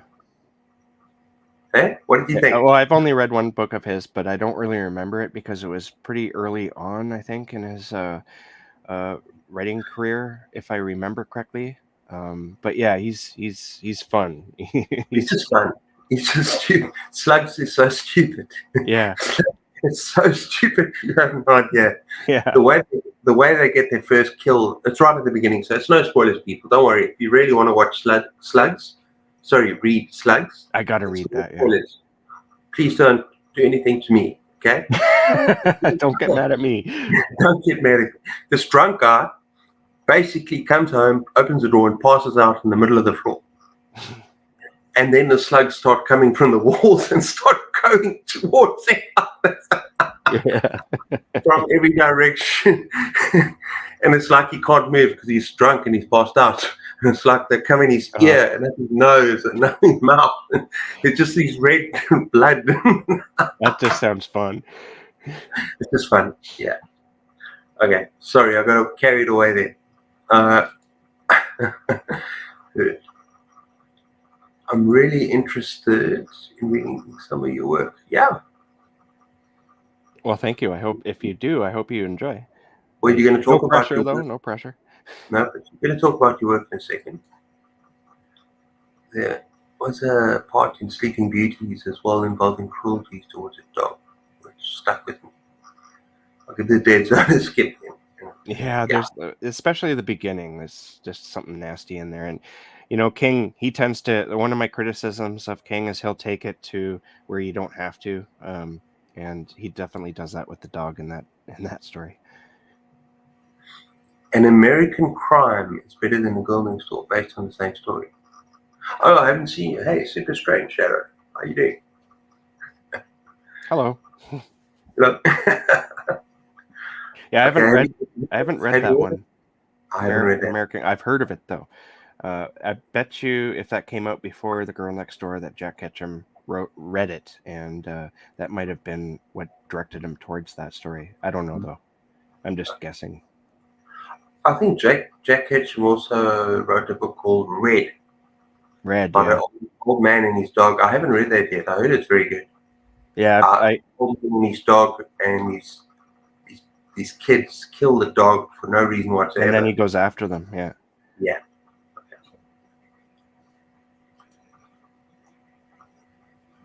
Hey, Gareth. How you doing? Hey, Gareth. Hey, how's it going?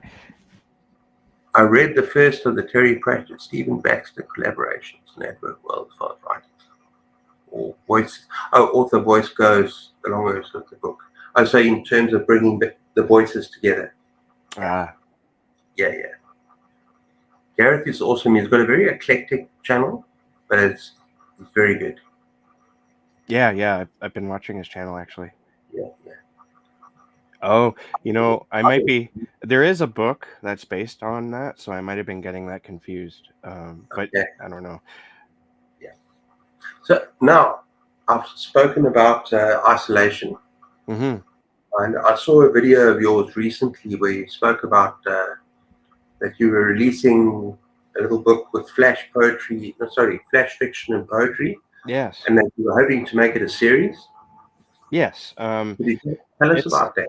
Well, it started. I was watching Matt Wall, his channel, and he does a lot of like writing tips and whatnot. And he tends to release these chapbooks that he prints on his own. And so you would go to his Etsy shop, and you would buy a chapbook from him, and he would send it to you. Sometimes they'd be signed. It would depend on the deal or whatnot. So they're printed at his home, and they're mailed to your house. And I thought that was like really cool idea. And that's what I wanted to do. So I went out and bought a printer that can print in both sides and whatnot. And I got the software, only to find that my printer can't handle it.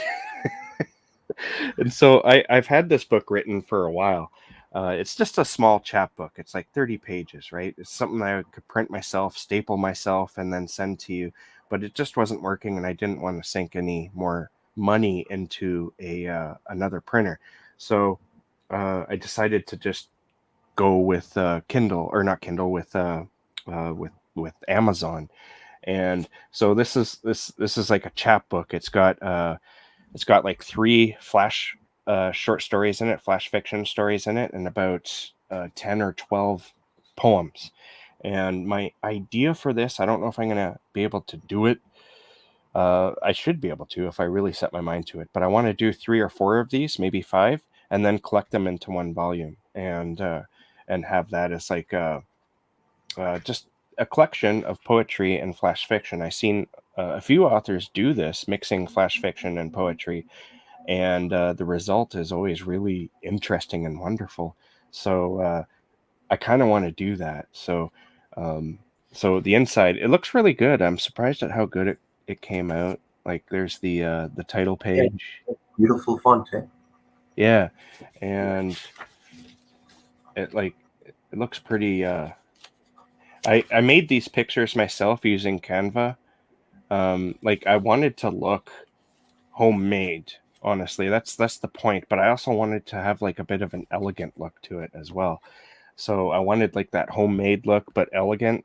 And so you might be able to get the ebook for this fairly soon, but the physical copy won't be available until June the 30th. And I also have another collection. This is more of like a novella length collection of short stories coming out, hopefully in October 10th. And it's a themed collection of short stories. And I'll tell you right now, I might as well just break it on here. It's going to be Bigfoot horror short stories. Uh, Oh, you love your cryptids. You love your I cryptids. Yeah. do. And so it's Bigfoot horror. And my planned date to release this is on October 10th. Uh, I'm just waiting on some final edits and the book cover, which, uh, that will determine its release date. Those two things, but I'm hoping for October 10th. Yeah. Have you written any full-length novels? Not yet. Yes. Well, I have written. Like I've the written. zombie. Yeah, I've written a couple that I won't release because they're awful. I mean, everything's a learning curve, right? But this one was my first that I've ever released, The Haunted Country, and it's not available right now. But I might re-release it. Like I said, I'm just a little nervous of how I handled the handicapped the character Yeah, Cindy. She's like yeah. severely handicapped, But and I did give you a little bit of feedback there. Did yeah. you? Hope you took that with a pinch of salt. Yeah, well, the one thing that happened in this book that I found interesting with that character is that she starts off in the novel being very handicapped. She can't do anything on her own, but as they survive and as they continue to survive, she starts uh, coming out of her not. I wouldn't say coming out of her shell. That's the absolutely wrong way of saying it. But she's evolving herself into a person who can walk. Suddenly, instead of being wheelchair bound, she's able to walk. Things like that were beginning to happen in the story as I was writing them, and I don't know if that would absolutely happen in real life, but I found it interesting in the fiction that she was evolving slowly. Like she wasn't becoming a your average human being who can walk and talk, but she was almost healing in a sense. And I don't know if it was because of the extreme situation that caused her to evolve. And I wanted to explore that too. And it doesn't come to a happy ending. And that's another part that I want to stress. And No, but horror shouldn't always be a happy ending. well, zombie stories don't end on a happy note, right? And that It was, shouldn't always end on a happy note. No. yeah, And a lot of writers want to please the reader by making it a happy ending. It doesn't yeah, always work like that. You look at Stephen King, he does not. yeah, Yeah, absolutely right. But, yeah, there's some extremes in this book too. Like this book could, uh, it could definitely fit into some splatterpunk arenas, especially the first chapter or two. I go into I go into some very terrible, nasty things because the book starts off with our two characters. I think his name is Nick, the main character, and Cindy. They're trapped. They're basically trapped by a serial killer, and the zombie apocalypse has already happened, and so. Uh, the serial killer is doing some questionable things to the zombies. We'll just leave it at that. And that's the part that could definitely go into a splatterpunk. And I've debated taking it out, but I'm like, why would I do that? That was something that I wrote before. It'd be like saying that wasn't right or something like that when it's definitely not right. But it's,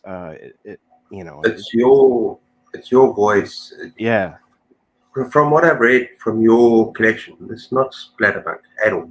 Yeah, well, this one The you only way, might you read the first couple of chapters of this, you might think differently. no, but But no, but I'm thinking from what I've read from your collection of Isolation, which I've uh-huh. just read, finished.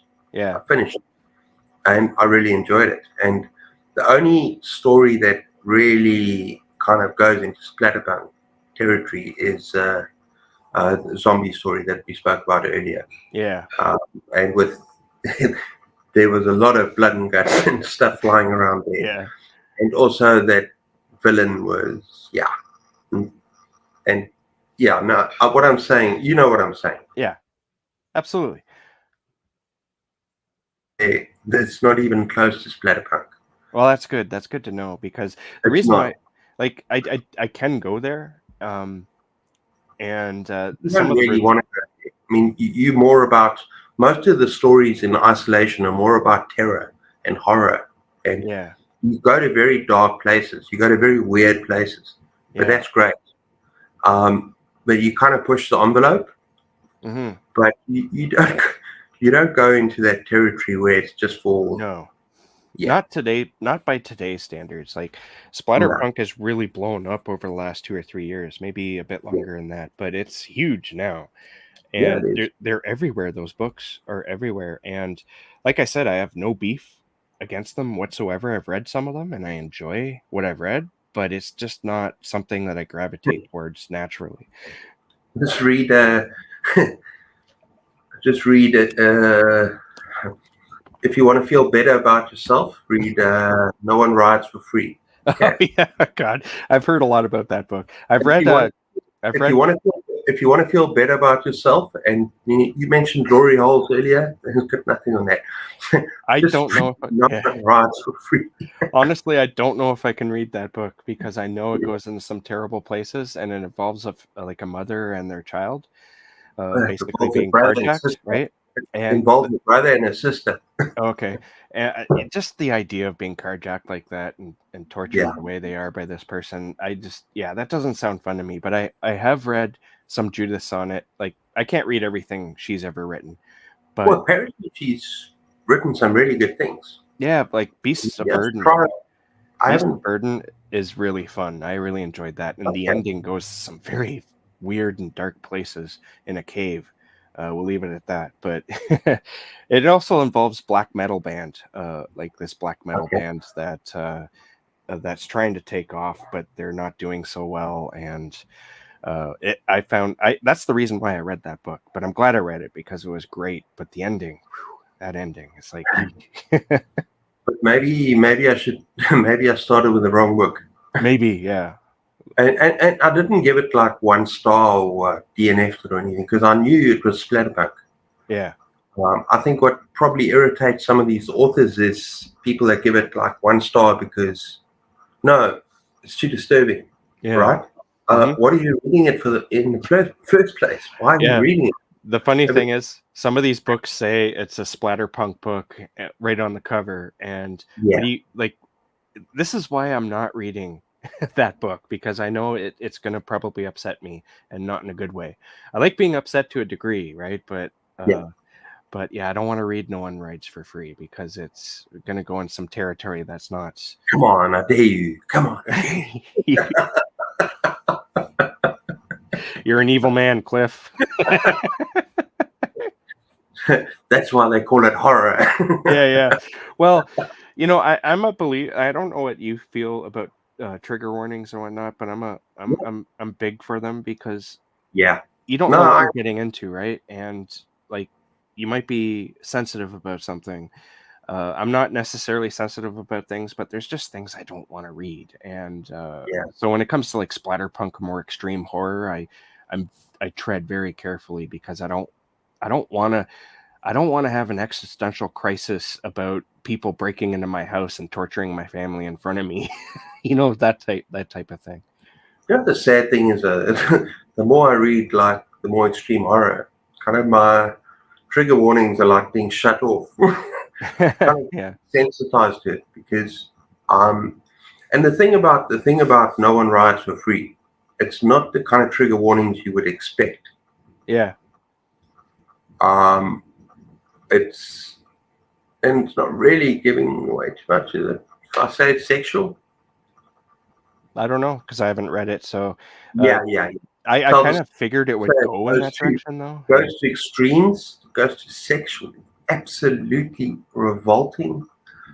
But I'm not going to say anymore because it Yeah. might go away. But I don't think there's many people that are watching us that are going to read it anyway. So it's okay. Yeah. Yeah. And if there is one of you, I'm sorry I gave away spoilers once again. Please forgive me. Spoilers, you know. Yeah. I wouldn't honestly. I wouldn't worry about it because, like we were just saying, when you go into a splatterpunk book and you know that there's going Yeah, to be some torture elements to it, that it's like I already figured it's probably going to go in that direction. That's one reason why I don't want yeah. to read it. So yeah. Well, that's why I had a friend that said, "If look, why give spoilers to a splatterpunk book?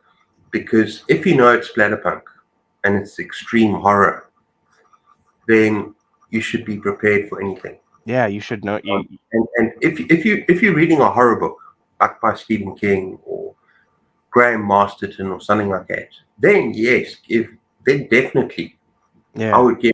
If I'm reviewing a book and there's going to be dog violence or cat violence or whatever, then at the beginning of the review I will say, watch out for this. It's Hmm. graphic. I'll Yeah. spoil it. You know what's funny is even though I'm big on trigger warnings, I have a terrible memory, an absolute terrible memory, and I forget to conclude them on any review that I do. And afterwards, I'm watching somebody else talking about the same book that I reviewed on my channel, and I'm like, I should have mentioned that.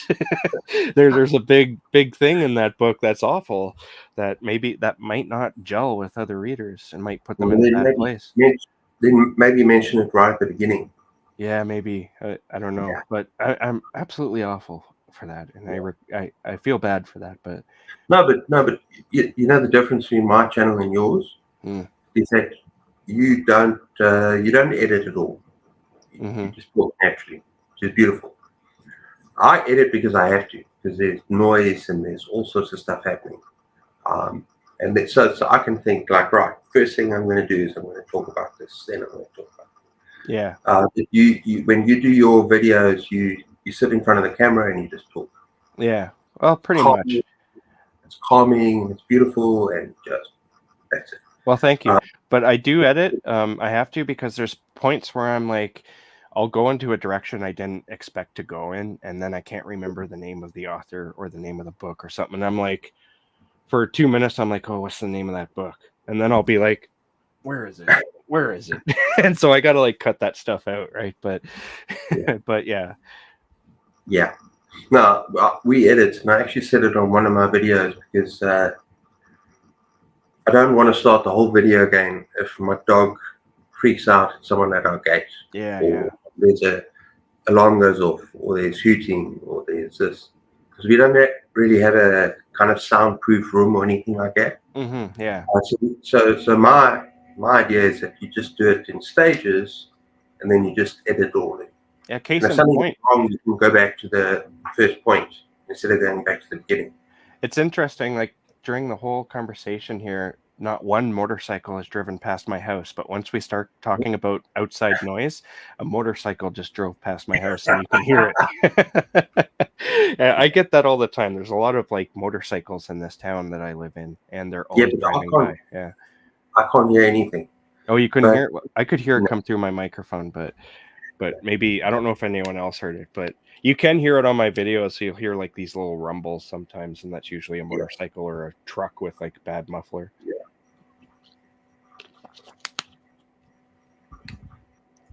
Oh, I still have some coffee left. That's always Well, happy. we're doing. Oh, you got some coffee left there. Looks like my coffee is done. Well, no, mine mine is empty now. Yeah. No, that's a signal to my wife. Oh, I get it. Yeah, like the coffee's empty. Yeah, man. Would you be a deer? Yeah, please. Like I'm kind of listing up. Well, it is coming on to Hopper 7-8 here, so I'm entitled to have some coffee. Yeah, yeah. I can't drink coffee at night. Nighttime coffee is bad for me because I won't sleep. I do drink decaf coffee though. I enjoyed one Tea. last night before I went to bed. Okay. I drink Oh, both, caffeinated, and I like strong coffee in the morning and weak coffee at night. okay. I'm not going to tell you what's in that cup. It's like maybe it's something a little added to the coffee, right? Yeah. Yeah. Okay, let's keep going through this. Sorry for the misspelling. It's all right. No worries. You know what? I hate the automatic spelling thing on spell phones or on cell I'll phones. let It you always read that. burns. Yeah. Yeah. If you're an indie author, you can repackage your work however you want, which is a nice advantage. Yeah, Yeah. it is really a nice advantage, and I I like actually that. recently read Gareth's book as well. It's a good book out there. Oh yeah, sure, Yeah. absolutely. Bigfoot, nice. I've always been drawn to that type of like monsters that could be real, and monsters that could be real and violent towards human race. It's just fun. Like it wouldn't be fun if it happened in real life by no means, but it's fun to watch if it's done well in a movie, and it's fun to read. Um, so yeah, I've been wanting to do this for a long time, so I'm happy it's coming together. What is that readathon you have This, besides Week of Weird? the cryptid, the month of cryptid, the I think it's called the month of cryptid. You know, it's my own readathon, and I can't remember the name of it. That's awful. Isn't But it it's a cryptid readathon, isn't it? yeah, the cryptid readathon. It takes place in November, so there's no coincidence that I want to release my book about Bigfoot stories right before that. Um, but yeah, I love reading about cryptids, especially Bigfoot. Bigfoot's one of my favorite, and I also love the Mothman. That's I guess my second favorite, but I don't know if I'll read or write any Mothman stories. I I should though, because it could go into some weird territory. Like, have you ever read Laurel Hightower's Hello. Below? Yeah, that I love. I I I enjoyed it. I really enjoyed it, but Yeah, and don't hate me for this because I know that this no, is I a won't. It's your opinion. It actually belongs to you. Laurel Hightower. I actually want to read again Uh, because maybe I well, missed something in it below. goes strange at the end. No, no, but it kind of I kind of missed something at the end. Maybe Hmm. it just seemed a bit kind of rushed and what just happened, and then Yeah. and then It's it was it's like possible she didn't know where she was going or how to end it, but I because enjoyed it it from myself. I was enjoyed it from beginning to kind of a bit ending. of an ambiguous ending Yo, for sure. And with unanswered questions, and I yeah, didn't like that for that book, yeah. right? Yeah, I personally I did enjoy that, but it's totally fine that yeah, it's yeah, yeah, yeah. that's your opinion, and it No, belongs no, to no, you. no, no, no. Yeah. Exactly. But that book really creeped me out. And I liked the ambiguity of the ending. I liked that you're kind of lost. And I think maybe that's why it didn't gel with you, because you're just like you were like me. I'm like, what the hell's going on? I'm lost, dude. I'm lost. But there's times when I like that, and there's times when I don't like that. And That's the difference. I think for yeah, this particular story, it might have gelled with you more than me. yeah, And there's sometimes at the ending, if the ending is a bit ambiguous, it's okay. hmm, I'm there for it. But for this story, it just wasn't. There was something off about it for me. yeah. I can But, see. but for the first 80% of the story, it was freaking awesome. It's Yeah, terrifying. yeah, He trapped under the water there, and yeah. yeah, Yeah, I like that. I like that too. That's the part that drew me in the most, though, is that first 75%, right? And yeah. then the ending, I was just like, "What the hell's going on? I'm lost." I'm going to be talking to her tomorrow, actually, on my Oh, channel. So I might on the- ask her about that ending. sorry, is it a podcast or is it a YouTube? It's going to be both. It's going to be Oh, it's going to okay, be live on my channel, okay, uh, and then I'll be uploading that to the podcast. yeah. So I'm gonna listen to that. yeah. In fact, there's a lot of. I actually want to listen to your Chad Lutsky ones as well. I want to Mhm. watch those. Yeah. So I found a channel that he operates now as well. So I'm gonna watch those. Yeah, Oh, cool. Yeah. yeah. But yeah, I love her work. I've only read 3 of her novellas and a couple of short stories, but she does ambiguity pretty good, I think. That's just my own personal preference, but she just released Day of the Door. Um, Oh, that and cover. yeah, that cover is wicked. Oh, oh, It's so I saw that. creepy. It's so good. Looks like a burn victim, like twisted Yeah, and and the teeth, like they're just like, and it's. I wish I had a physical copy of that to hold up, but I couldn't. I couldn't get one in time. But yeah, I read that book and it's pretty good too. But yeah. yeah, it's going to be fun talking to her. But she's one of my she's quickly becoming one of my favorites. Did you read Crossroads by her? Um, I want to. I'm gonna wait till it's on special. Yeah, it's good. She I think she handles there's a little bit of ambiguity in that book too, but she handles it I think better. Yeah. Um, it might be a little bit more to your taste. It's The way you very say, sad though. It's very sad. where you say taste makes me think of. You're making me think of Holly again. The little treats, huh? Yeah. You got some treats? I don't want any. Nope. Mm, mm. Tastes fatty, Yeah, there's a little bit of fat in that one. You're gonna like it. like the other white meat. Yeah. Do you remember what I spoke about for your Week of Weird in 2023? I read a big book, and I would Was it recommend it if you haven't read it. okay? Oh, yes, I've read that book. Super weird. Perdido. I don't even know how to pronounce it. Is it Perdido? Perdido Ditto? Street Station. Yeah, Perdido. That book is just out there, right? Yeah, I love it. I read that a while ago, and I've been wanting to read more China Mayville, but I just haven't. He's very dense writer, right? Like, yeah, yeah, yeah. you kind of It's have not to. it's not for everyone. It's like you got a very weird You, style. you kind of got to start doing some puzzles and some mathematics to get yourself into like a mental gear. So you got to work out before you read his book, But I it's think. incredibly imaginative and world building. That city comes to life, and Yes, creatures, and it's like a mix of urban steampunk and fantasy and horror and yes. all thrown in a pot and mixed up, and it's beautiful. For a while, after reading Perdido Street Station, I tried to emulate what he was doing, and it all failed. Like it failed spectacularly. Uh, no, do your own thing. I can tell you, I really enjoyed Isolation. I don't think there was a weak story in there, but there were a couple that I think the story you mentioned about opening a door to somewhere, it got a little bit too weird for me. It lost me. Uh huh. Remember the janitor, Yeah. and it lost me a little bit. Yeah. I'm not going to go into details, but like with people hooked up, and remember that. Mm-hmm. Well, you wrote it, you should remember it. Yeah. But most of the stories in that collection were actually really, really good. I really Yeah. enjoyed it. Well, Yeah, thank you.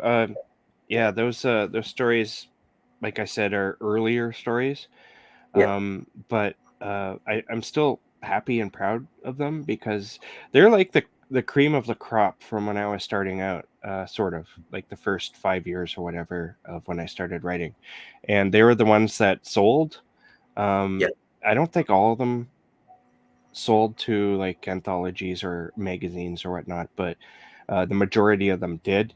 And I'm kind of stepping away from that in a sense now. I'm just like putting stuff out, and I might Yeah. go back to it at some point, but I just don't have the energy to submit and wait because the waiting. There's still stories that I haven't heard back from that have been submitted to like 10 years ago, you know. But I'm sure that they were just rejected or the project fell through. But that's like How, the do- how do thing you is how do you cope with that? you just got to kind of You've forget. got to keep Like, going. You've got to yeah, keep going. you got to keep going. You just got to forget about it. But I don't like the idea of, especially if they're inclusive, like they don't want you submitting to anyone else, just them. And then they take like 2 years to let you know what's going on. It's like, well, I want to get this story out there, right? So and if the 2 year period passes and you still haven't heard anything, what am I supposed to do then? Like, because you yeah, could find yourself in some trouble with editors if you don't follow the guidelines specifically. So um, so yeah, it's just such a big waiting game. That's one reason why I want to self-publish mostly now. But I might, like I said, I might go back into more traditional vein of things. yeah. Because you're a huge supporter of indie Oh, authors. absolutely, yeah. I often say on my channel that well, it's different now, but it's like 3 or 4 years when I first started my channel, which was I think 6, 7 years ago. Um, it was a little bit different, but now horror, mainstream horror released by like the big publishers is more of a thing now than it was then. But I still stand by what I said, and what I still say is that if it wasn't for indie horror, there wouldn't be much of a horror scene. Um, it, you can read I'm Stephen the Graham base. Jones and I'm the Stephen base. King. Yeah, You can read all the top, Paul Tremblay. They're all fantastic, and I love them, absolutely love them. But below them, there's a whole army of other things that's just as good. Uh, and and if you read those top horror books, like the Paul Tremblays, the Stephen Graham Jones, the Stephen Kings, and you feel that the genre is lacking, then you got to go indie because you're going to find a whole lot more books. yeah, I mean, a yeah. whole lot more. There's Well, a I've, I've found so far Chad Lutsky, mhm, who's becoming a huge favorite right now. yeah, Keelan Patrick Burke. And Keelan he's Patrick great. Burke is in the author, right? Yeah. Yeah, he's Definitely Haley Parker. Haley yeah, Parker. she's a Elements of My Unfortunate Anatomy. yeah. And then there's a couple of others as well. I can't think off the top of my head. But I'm definitely going to keep on reading indie authors. Yeah, me too. I mean, I can't stop because Yeah. there's like some hybrids too. Some people who will publish both traditionally and publish their own stuff. It's it's just there's a plethora. Honestly, there's like a lot of bad stuff too. You just Yeah. my advice is to watch BookTube because they'll tell you what's the good stuff. All the stuff that everyone's talking about is generally pretty good, right? But you're gonna find your own favorites too. Like a lot of You admitted yourself your early stuff sometimes is a bit dodgy. yeah. But yeah, like I'm huge. I love BookTube, right? And Yeah. BookTube really opened the doors to me as well. Like there's a lot of books out there, including like mainstream big four published books that I might not have heard about ever Yeah. if it wasn't for BookTube. It really opened my eyes.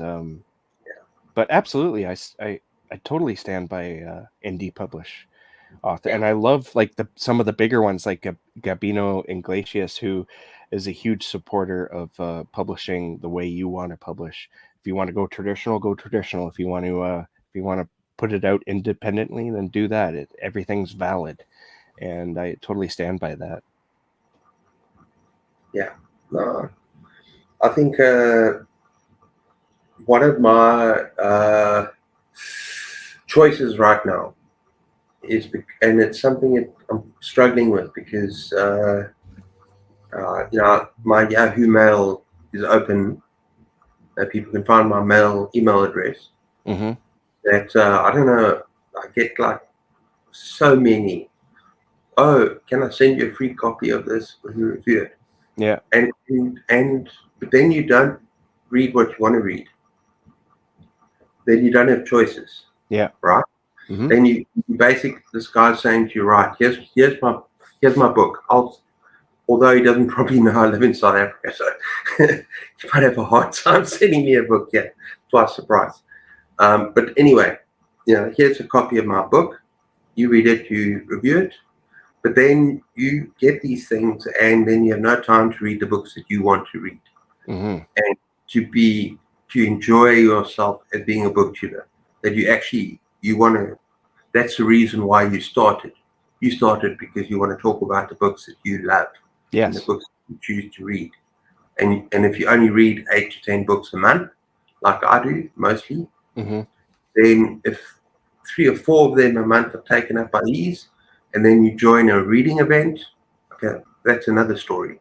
Yeah. Okay, then you join, join reading events now where you're going to read the books that you actually want to read.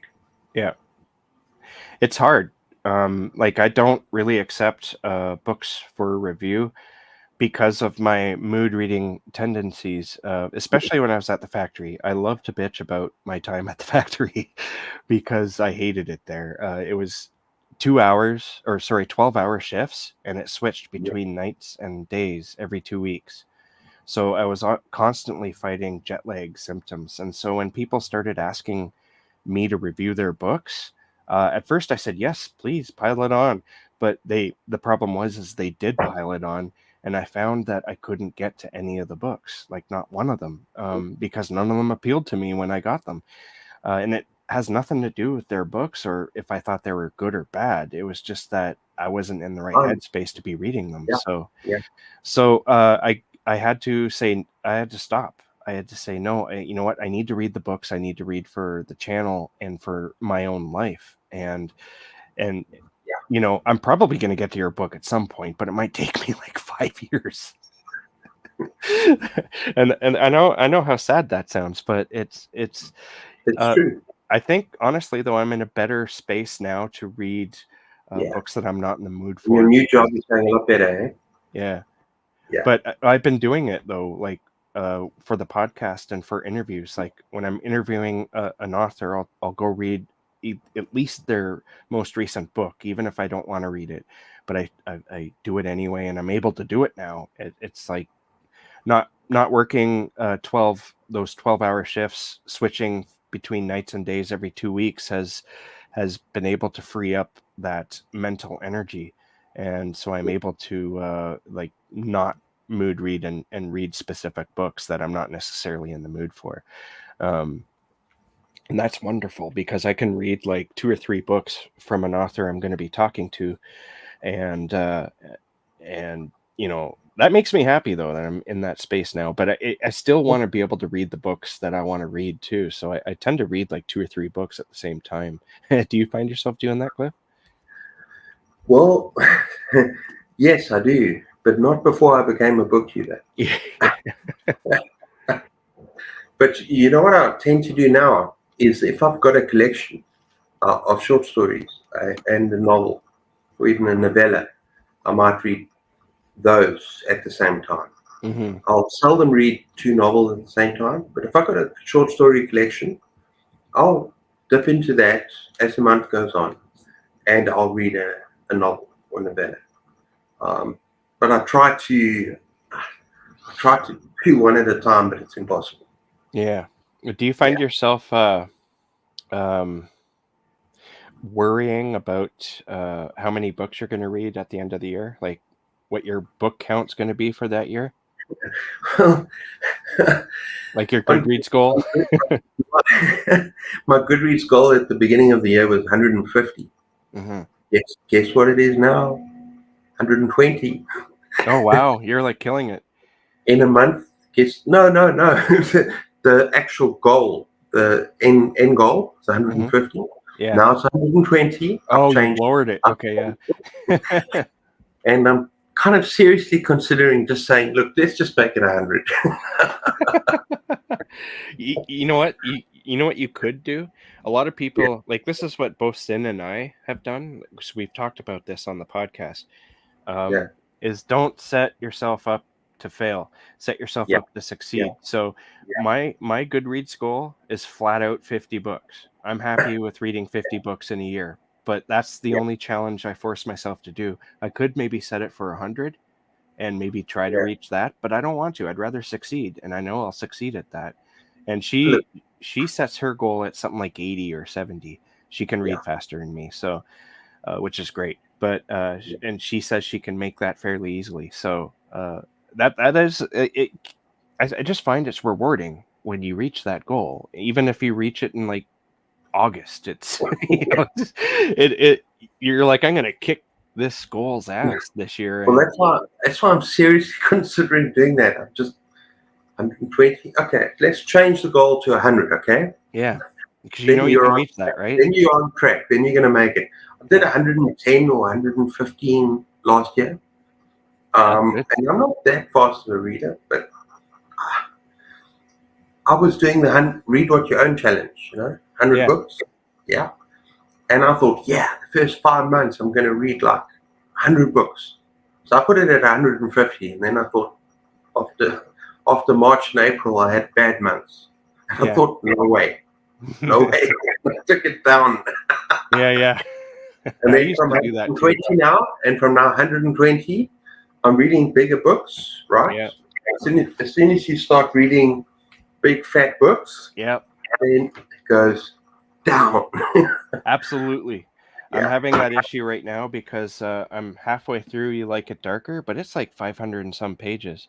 yeah, And I'm also reading Wizard and Glass, which is 900 pages, and yeah. it slowed everything down a lot.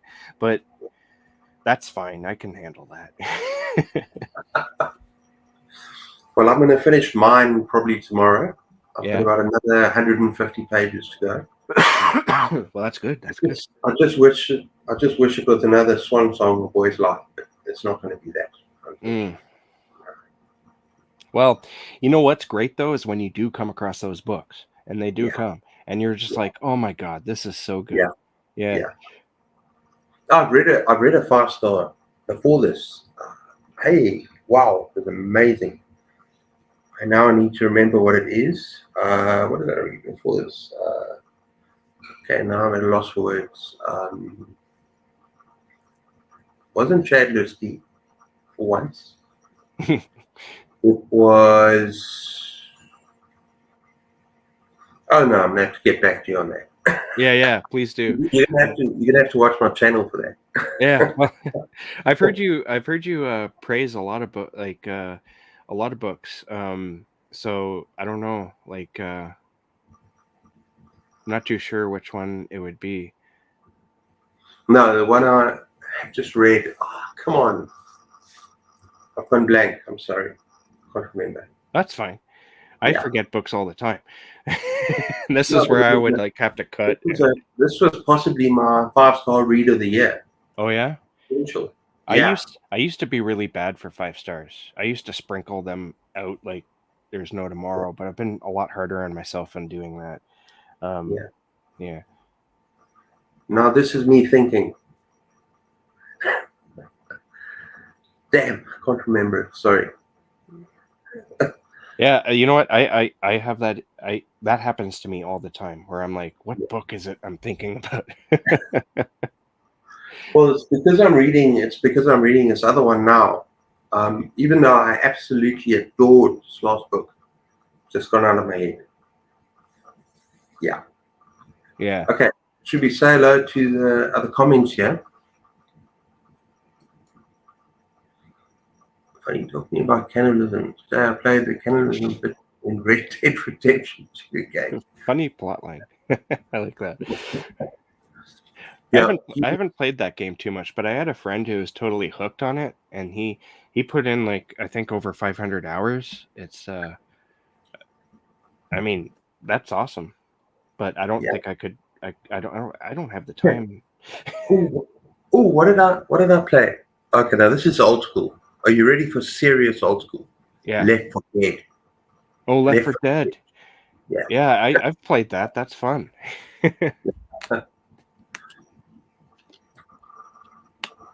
I have an art for the China Mail and Keanu Reeves collaboration, and seems like I intense. didn't know that China Mayville is collaborating with Keanu Reeves. Oh wow. That's interesting. Keanu Reeves is a very interesting character. He is, yeah. Apparently he drives the normal buses, the Yeah, subway, talks to the homeless, he's pretends he in a doesn't have any money at all. Just an he's awesome human being. he's in a band too. Like I think it's called Oh Dog yeah. Star. Yeah. Yeah. So he's just a human being. He doesn't care about Yeah. his wealth and privileges, and yeah, just saw on the internet the published date for the book elsewhere. Hmm. And I haven't read the comic, but really that's something interesting. Okay, now I really, really want to remember the name of this damn book. Um, uh, oh, yes, please. And you've read it. And you have read it. Are you ready for this? Yes. Maggie's Grave by Oh, David Sodergren. that book. My That God. book, that book was freaking brilliant. Man, you know what? I remember you were talking That about was that. that was You were that just was like better partway than through the it. half. That was better than half for me. That was freaking brilliant. Yeah, I loved it. There's a scene in there. I'm not going to spoil Yeah, it, but I yeah. do have arthritis in my lower back, Okay, and yeah, so yeah, my hips hurt. So there's a yeah. scene in there where somebody's hip is broken in a very interesting way that I cannot Yeah, get out of my head. It's stuck in there yeah, forever. yeah. And talking about stuck, Yeah. that's pretty nasty as well. Talking about stuck in there. Yeah. Yeah, yeah, yeah. Oh, yeah, it's just I want to talk to I don't think David Sodergren does interviews, but I want to talk to him because he comes up with some of the most interesting things that they're really original. And that's the things we just described are like two of Yeah, them. yeah. Yeah. But it's not just those things. It's a whole book. Absolutely brilliant. I Yeah. really, really enjoyed it. I Right? loved the whole scene, like the feel of it, like Yeah. the town Mood, that's atmosphere, dying, the the atmosphere and kids who are mood. like basically the only kids that live there, and Yeah, they're drinking at the yeah. bar, and they're like there every night. It's just like a really cool Just premise, right? just playing bowls at the bar and drinking Yeah, and and then you add this witch that's awful, that's this undead thing, and of course, like there's like a cult vibe, and yeah. it's a Really wonderfully terrible book.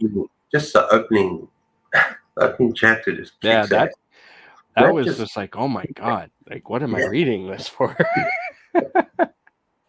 And then afterwards, I thought, okay, no, it's interesting. It's a slow start, a little bit, A little bit.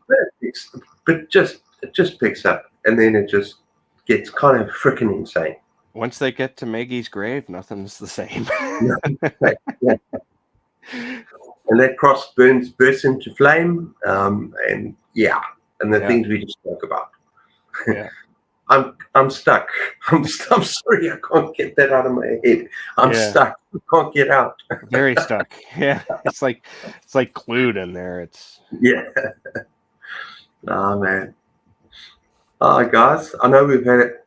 I think we've had a kind of smaller audience than usual, but that's okay because it's Saturday night. You know that. Or yeah, it's yeah. Saturday morning. Well, it's I've had Saturday afternoon here. Saturday Um, afternoon. Yeah, I've yeah, had a few people say they were busy, but they're going to do their rewatch. They're going to rewatch yeah. that. I find that with my own interviews, Yeah, the crowd is often small when I'm talking to them live, but the numbers go way up afterwards. yeah, And yeah. that's fine, like No, people that's will fine. watch. Yeah, That's fine. But also, you're doing this for fun, aren't you? yeah, absolutely. Yeah, Like I love talking to people about horror books, and yeah. Me too. that's why I started. That's the ultimate reason why I started the channel in the first place. Is I wanted That to talk about books I can't talk about in real life because, well, my wife, she reads. She's an avid reader as well, but she doesn't read horror. She has her own genres that she reads.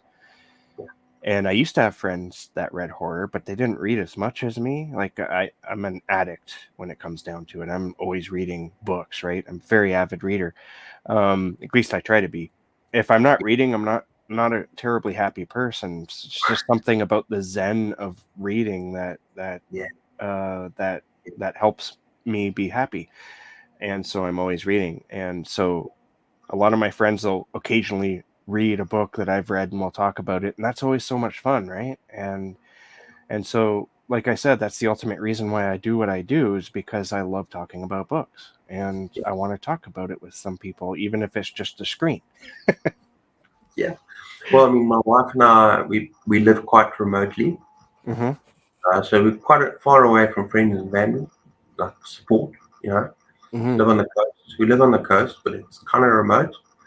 But we both love the same things. So Yeah, well, that's good. That's good that you why guys got that's that. why I have her on my channel and chat horror books, videos sometimes. It's always fun. I have. Uh, and she's someone that I can talk to about the books that I've read. And she's reading Gunsling at the moment. Oh, cool. So she's gonna, and she actually, I think she read the second book before the first book. I don't know, but now she's gonna do it in order. Mm, yeah, Yeah, yeah, that's so, probably best. Like with the gunslinger. yeah. Yeah, I've heard people say skip the first book, and I just don't understand that. No, no, you have to read all of it.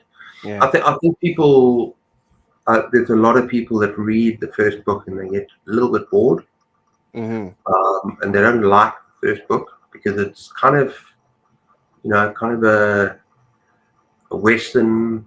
They say not a hell of a lot's going on. They get bored, but you need to get through the first book and then you get to the second book and it kind of explodes with the Yeah. characters, what's happening. I could see you being completely lost in the second book, trying to the Yeah, drawing of the yeah. three. Like, why is he on the beach? Why are these lobstros? What are these lobstrosities? And What's happening to his? yeah, I mean, they wouldn't.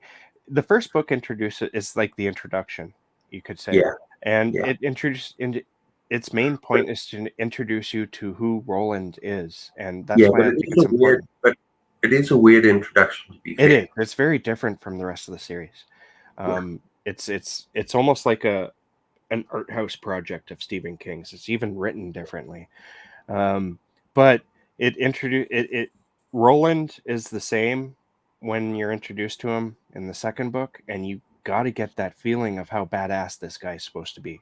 you do. And I think that if you just started in book two, what happens at the very beginning to Roland on the beach, it's You not going to don't. have the same impact. Yeah, Because most people, including myself, when I first read that, I was like, you have a gunslinger who's badass, and you take away his fingers, like two fingers of his shooting hand. What the hell are you doing, Stephen King? Like, it's such a shock, right? But this gives Roland a challenge, not only to grow as a person, but yeah. which, that does kind of help him grow. But it also sets the story in Huge. motion. It's kind of necessary for Roland to go through what he goes through at the very beginning of that story. Yeah, and he has to learn to shoot with his other hand. Yeah, Well, he can anyway, but he just got the one hand to shoot with. yeah, Makes him even more badass, right? yeah, Yeah, yeah. No, but I totally agree with you. You have to start from the beginning, yeah. and and she's loving the gunslinger, so Well, it's that's no good problem. because the Gunslinger is good. A lot of people don't like it, but I think that's because Stephen King's voice isn't really in there in that one. Like I Yeah, said, it was more of a. I think it was a bit of a project at first. I think he was trying something different, and he wanted to get that voice down. That what's the type of fiction I'm trying to think of here? Uh, Western post-apocalyptic Western. yeah, just like yeah, I think he was trying to go in a different direction, and he ended up not sticking to that when it comes to writing style. He uh, he stuck to his own voice when he continued the series, Yeah, which is a good decision, I think. But the first book, even though it's a bit of a slog, it's very important. I think a few no, important things happen in that book as well. It yeah. almost doesn't have a plot. It almost doesn't have a plot, but there's plenty of story. Well, So it's very linear. It's very linear, but you learn about. I mean, it's got the best opening in any book ever. Sorry, in my yeah, opinion. yeah. The Man in first. Black fled across the desert, and then Oh man, that was like the it's, absolute wrong time for you to cut out, but you cut out right there, and you're still frozen. yeah. Am I frozen or are you Oh, frozen? there. Well, maybe I was frozen on your end, but on my end You you were were frozen frozen. on my I end. don't. So Yeah, I don't know if people heard that, but that's like one of the best lines ever to yeah, start a book. you say it again in your awesome voice. No, you go ahead because I can't remember it exactly. I Is it know me? it's like the. Oh wait, you know what? I have it right here. so I can say it. Merrier. I have this older copy here. Ooh, It's yeah. The man in black fled across the desert, and the And the gunslinger guns followed. follow. Yes. I Yeah. mean, it's so simple, but it creates an interest right away, right? Yeah. Like, And, okay, why? and and what I love about that book is it is simple, and you got the protagonist and the antagonist, the man in black, Yeah. and you learn about both, Hmm. and you learn about that he is completely devoted to the tower. Hello, Layla. He's completely devoted, obsessed with the tower, and to get where he needs to go. Hmm. So the journey begins. The journey begins, Yeah. and I found that fascinating. I loved it, and yeah, it's different. Kind of got a Western feel, kind of Wild West. Yeah. Um, but yeah, both characters for me were really, really interesting. Remember at that one point where they're sitting by the fire having a palaver, Hmm. and the man in black is talking about the universe. Yeah. And That so got weird, right? it got very weird. I loved Yeah. that. Oh, I loved it Um, too. yeah. It So goes into like some astrophysics, yeah, and yeah, like the whole cosmology of the universe and space and time, and it's just like, whoa, what is going on here? Like, yeah, and yeah, but you start to get the idea that everything's connected in a certain way, and that's what the story is really revolving around. yeah. That everything's connected to the tower. Yeah. We're not gonna talk about all spoilers and everything. But you know what would be really fun is one day when you guys have finished the entire Dark Tower. Maybe I've actually got someone who wants to read it again with me the whole way through. I'm Hmm. gonna do that. I'm gonna do that. You We should should, yeah. have like a panel and have a excuse me once a month or once a week Hmm. tower discussion. Yeah, we should. That'd be awesome. Each book, each book, and then yeah, That would be fun. yeah, I'm totally up for that if you want to invite me. yeah. No, I'll invite you. Yeah. No, I want to invite you, Anson, because how many people can you have at one time on a video? Six, I think. On this, yeah, I think there's 6 on StreamYard. Yeah. Yeah, yeah, I'm seeing that. Yeah. So I mean, I love Dark Tower. For the So free version, I should say, because I use the free version too. It's like 6, and then if you start paying for it, it can go up to like 24. But I can't imagine any. uh, Yeah, that's how more can, for like. how can you cope with that? Yeah, it's insane. That's probably for some kind of international meeting or something. You Yeah, for sure. Like that's like know? Pay attention. Pay attention. pay attention. Yeah. Yeah, yeah. Okay. Should you see what people are saying? I would love to see an interview with that sort of yeah. Yeah, At like I least said, I don't think he does them because I've never seen one, or I've looked too because I want to hear this guy. But David Sodergren, if you are out there, hey dude, if you're out there, we'd love to interview you. yeah, yeah, Yeah, absolutely. yeah. I'm a horror addict too, so Cliff and I are pretty much in sync in that regard. Yeah, Yeah. We talked about our horror movies that we like to watch, and it was actually quite fun. Even though I disagree with some of her top 10, and yeah, that's fine though. shout out to you being awesome. No, you awesome. No, you awesome. No, you. Yo, yo, No, no. yo. When I read the drawing of the three, I didn't know it was part of a series. I could see that because they probably didn't even mention it on the book cover anywhere. You had to be in the know, right? But now she's reading and she's going to go through the whole series. Yeah, that's good. I'm in love with that book, so I'm starting over. Yeah. No, she's loving Gunslinger so far, so that's okay. Are Yeah. we gonna call it a night? Because it was pretty awesome. Well, have you got anything else to say about? Nothing really. As I We're said doing well. earlier, hey. We'll be doing pretty well. Most of my chats come in at just over an hour. We Oh over yeah. two We're Yeah, doing yeah, pretty that's pretty good. Yeah. well. I don't I don't think I've gone this long before, so No, that's that's a great. good sign. Yeah, That's it's a a good good sign. sign. I think you and I gel. That's a great Yeah, thing. Like, we do. We we do. do have this commonality, but I think we have two commonalities because we're both like in our middle ages, right? And we both love Yeah, to talk about horror books, and yeah. so that's awesome. I That's always it. love it when I can talk with people about this stuff and Uh, not have them look at me as though it looks like they'd wish I'd shut up. I'm here to talk horror with you anytime, man. Absolutely. I'll have to have you on my channel one day. We can talk about Cliff's Yeah. Dark Gems and everything. Have you read Graham Marston?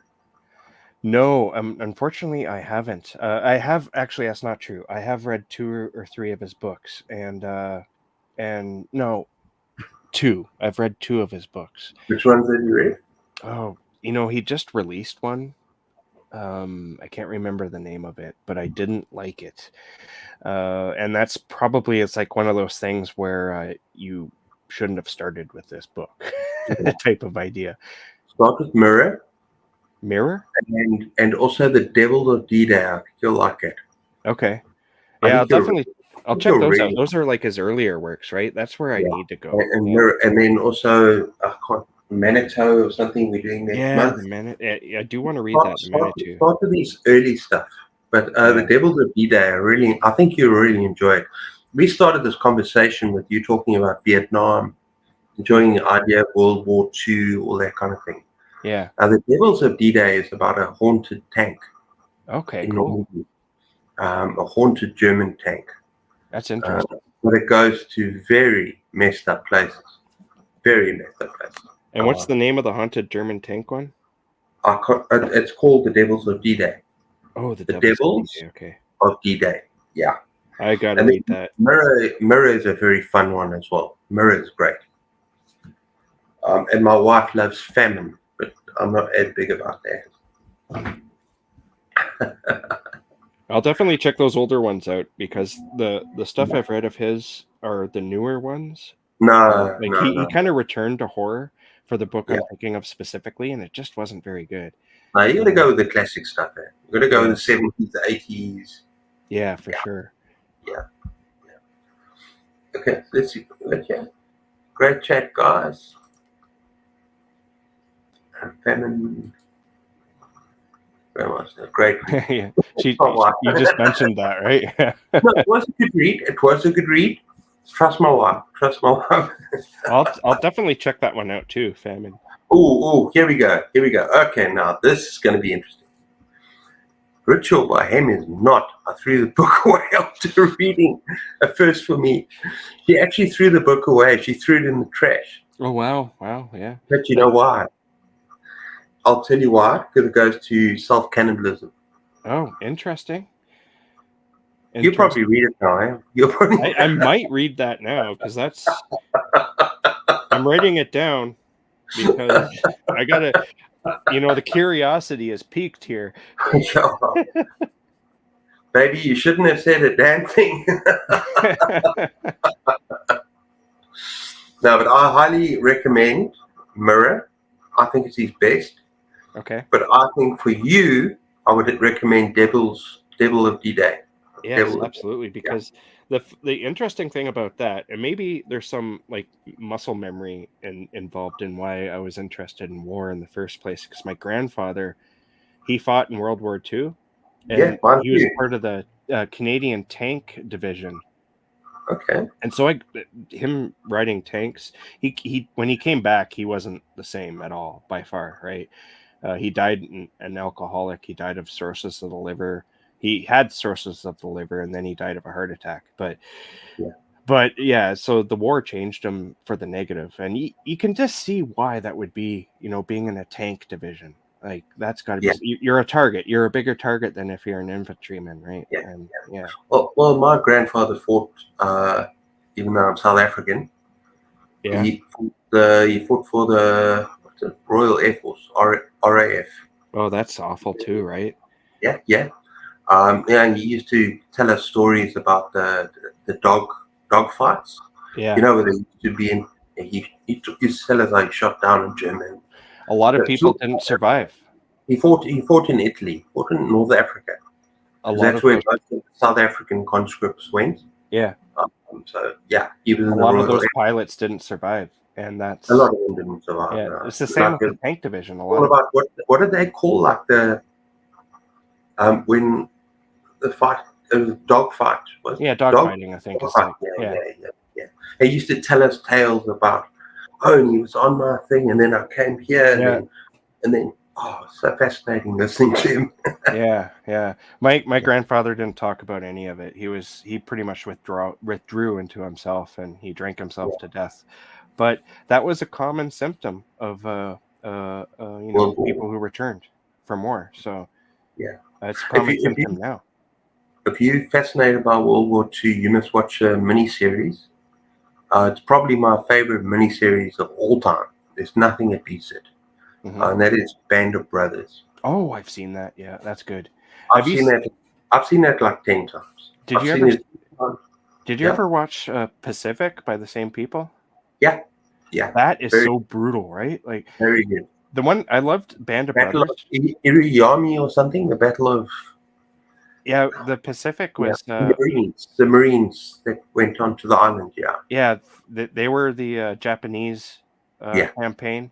Band of Brothers was the against Germany, that campaign, yeah, yeah. D-Day and all that. But the difference between those two HBO shows is that Band of Brothers really went into character, right? You could almost think that Stephen King wrote that because it's so big on Well, character. well, my wife thinks that I have a crush on Winters. What's it, Colonel Winters? What's his name?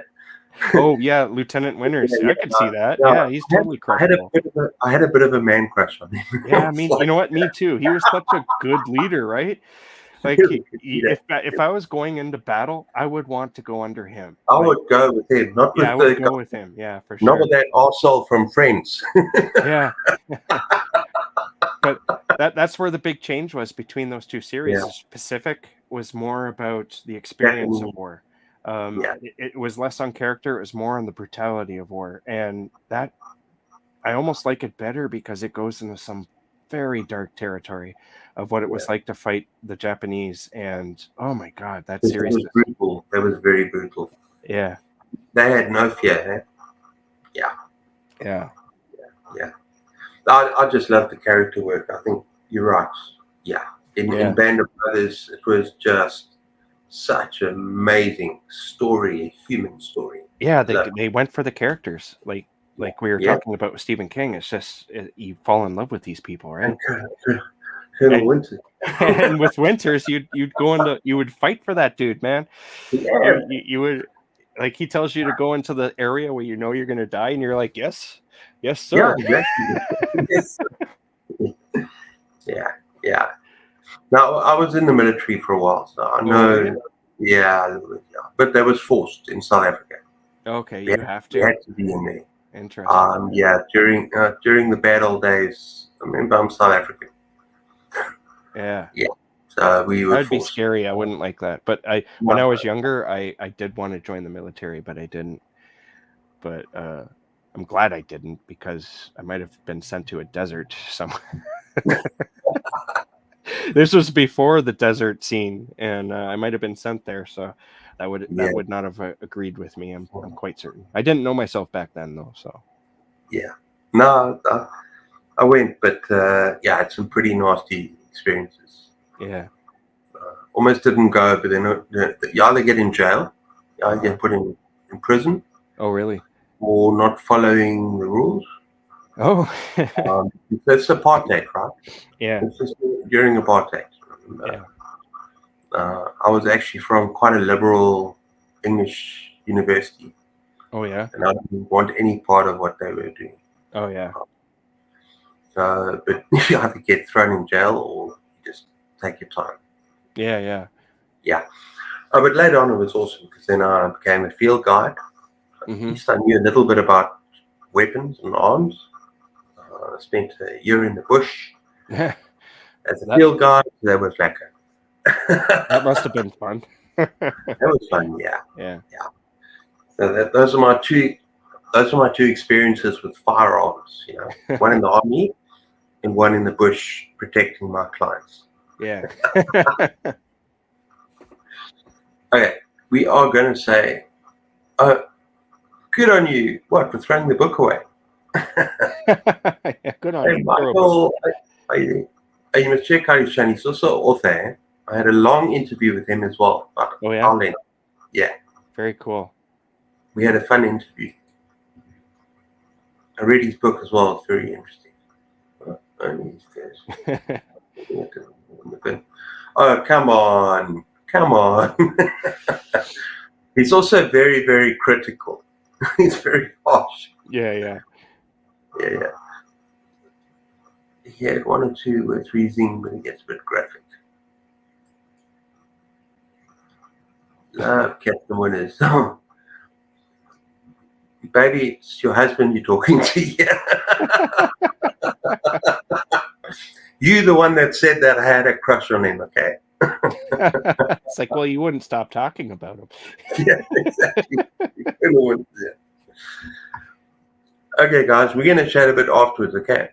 But I think we run out of energy a little bit. Looking at Jason there. He's still looking. He's had coffee, I've had other stuff. I've ran out of coffee. Yeah. So I'm gonna call it. Okay. But hey guys, but we're gonna stay. I'm gonna say how's it to you again. Guys, everyone, thanks for being here. Yeah, I want to thank you, Cliff, for having me, and I want to thank everyone who came along and chatted with us. This was a lot of fun. I had a blast. Yeah. I absolutely love doing this type of stuff. So yeah, you're welcome anytime, Jason. Cheers, guys. Okay. Bye. 3, 2, 1. Takes a while. You have to press it twice. Yeah.